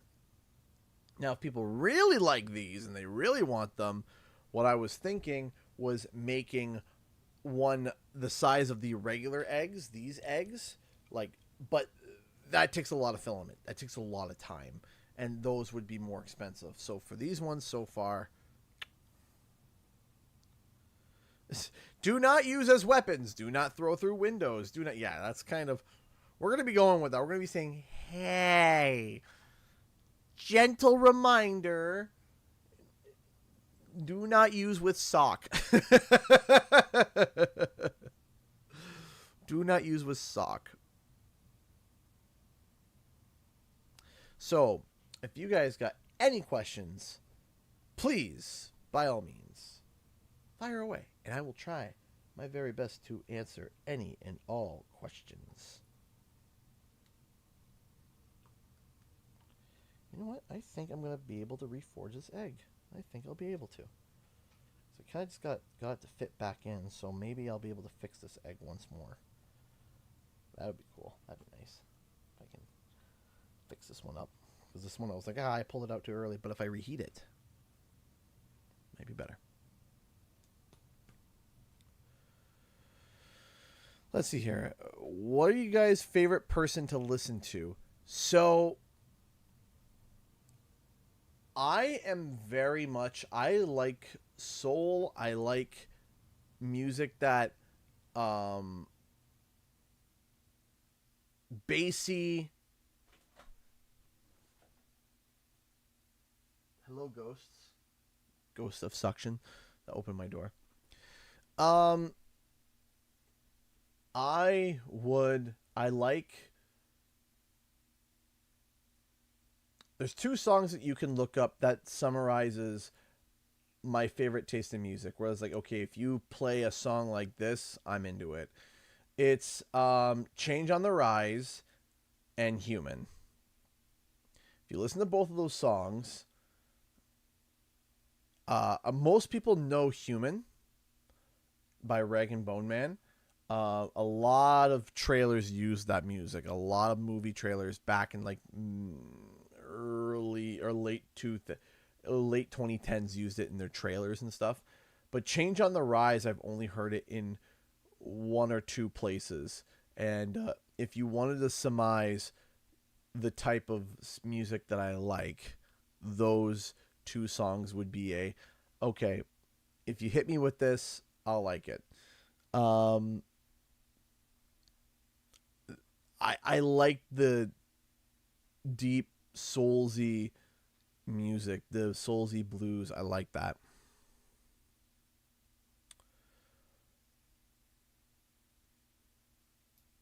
Let me see here. A couple questions here. Is your hand feeling better, sir? Yes. So I announced at the start of the stream. So my hand is about 90%. Now, unfortunately, with the way that this injury works, I can be 90% today, 90% tomorrow, and then lift my coffee wrong, and I'm back to crippled. So that's where it's a little bit of a it doesn't build up. It's not like, it's a little bit more sore today. It's a little bit more sore today. No, it's like, I'm fine. That's how it works. It's just one wrong action at the wrong time, and your hand is crippled for the rest of the day, and possibly even the next day. So, but I've had the cast off now since yesterday. Today was my first full day with no cast. Yesterday I had it on for part of the day, and then halfway I took it off. So this is my first full day with no cast, no splint, and it feels pretty good so far. I can still feel it's not 100%. I can feel it's not there. 2 thumbs. Ayo! 2 thumbs. But yeah. We're getting better. What are you planning on streaming tomorrow? So it's going to be a little bit difficult to figure out what I'm going to be streaming tomorrow, because there is a whole bunch of things that are in the pipeline right now for streaming that I'm a little bit nervous about. Not nervous, but I'm a little bit, I'm just trying to mentally juggle and figure out how I'm going to do it and how I'm going to plan it out. One part of me thinks we should do Crash Team Rumble, because I did say that I wanted to do Crash Team Rumble last time, and then I had to cancel the stream, and then my hand got crippled. So part of me is thinking, hey, why don't we redeem that and do some Crash Team Rumble? Then there's the fact that we're so close to Daxter being done, so that's another suggestion. So, and then there's Paper Mario. So there's a couple of options out there for me to go through. I will try to be more firm, hopefully, and announce it midday tomorrow. I'm going to try. We have family coming up on Saturday, and they're going to be here and around basically from Saturday all the way till potentially for a week. So Saturday to Saturday. So we're having family show up. I'm not sure what the deal is or what we're going to be doing. I don't know if I'll be streaming. I don't know what's going on. And then I have a sponsorship that I have to do, that I have to meet needs for, that I'm still waiting to finish signing. There's a whole number of things. So I will let you know as soon as I know.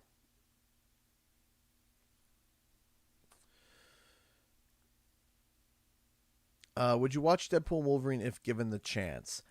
Yeah, sure. Why not? kind of, but haven't been able to go to the movies in who knows how long.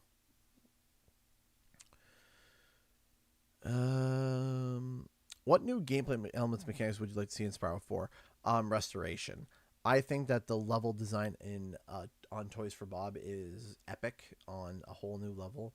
And every single time I entered a level in Spyro Reignited for the first time, it was always the same reaction. It was always, wow, this is beautiful.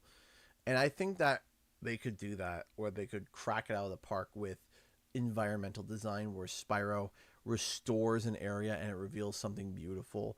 I think that that is something that, like Okami, but Okami and Spyro coming together, I think would just be an absolute just blast. So I would love that.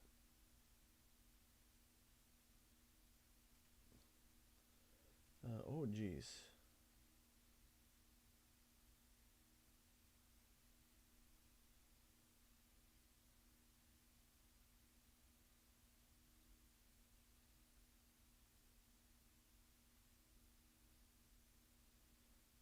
One second.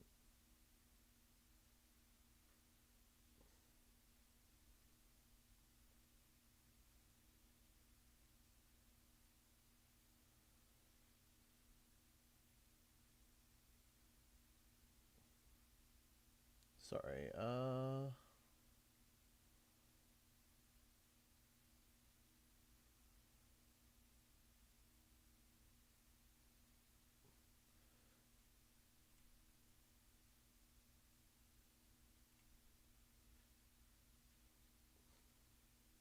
Ooh, okay. Sorry. Was looking at something interesting here. Oh, I'm excited. Okay, so something that I'm working on. Something that I'm working on. Something that I'm working on right now is I'm very excited. I'm very excited. There's something that I've been working on, and something that has been a very, very, something I've been working on a lot, and I am thrilled. I am thrilled, and I can't wait. I can't wait. Something that is going to take a long time. You guys, if everything works out, you guys won't be hearing about it till a year or two from now. If everything works out. If it doesn't work out, you'll hear about it in about 3 or 4 months. And we'll probably release it for free for the public. But we're trying something. Me and a few guys, we're trying something. And hopefully everything works. And fingers crossed.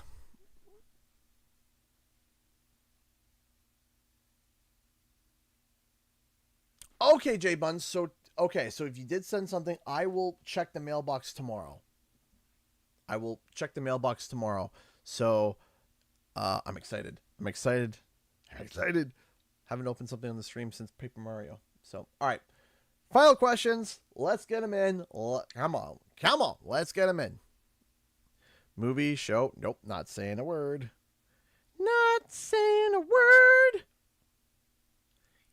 Easy surprise. The CGE movie. You don't want to see that. It would be a lot of me at a desk. It would be boring.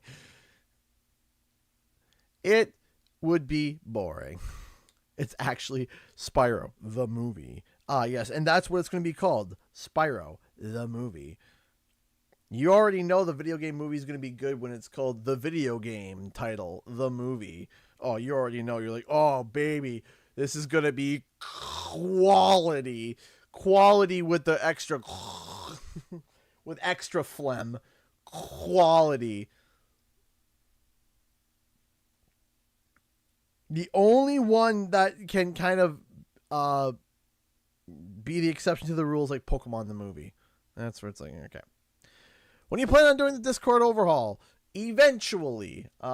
It's right now I currently have myself spread way too thin, and I know that. And I acknowledge it. Right now, I am spread way too thin between being a dad, between being a husband, between doing 3D printing, between streaming, between making videos, between secret projects, between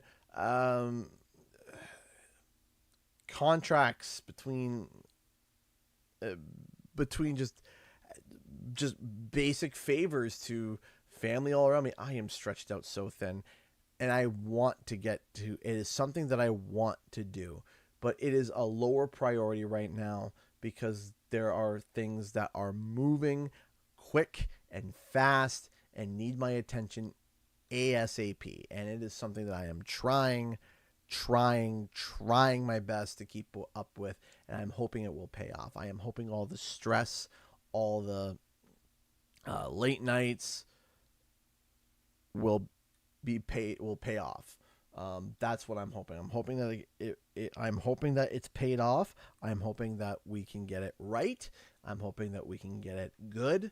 I'm hoping that we can get it to a point where I'm happy with it. So we'll have to see. But I digress.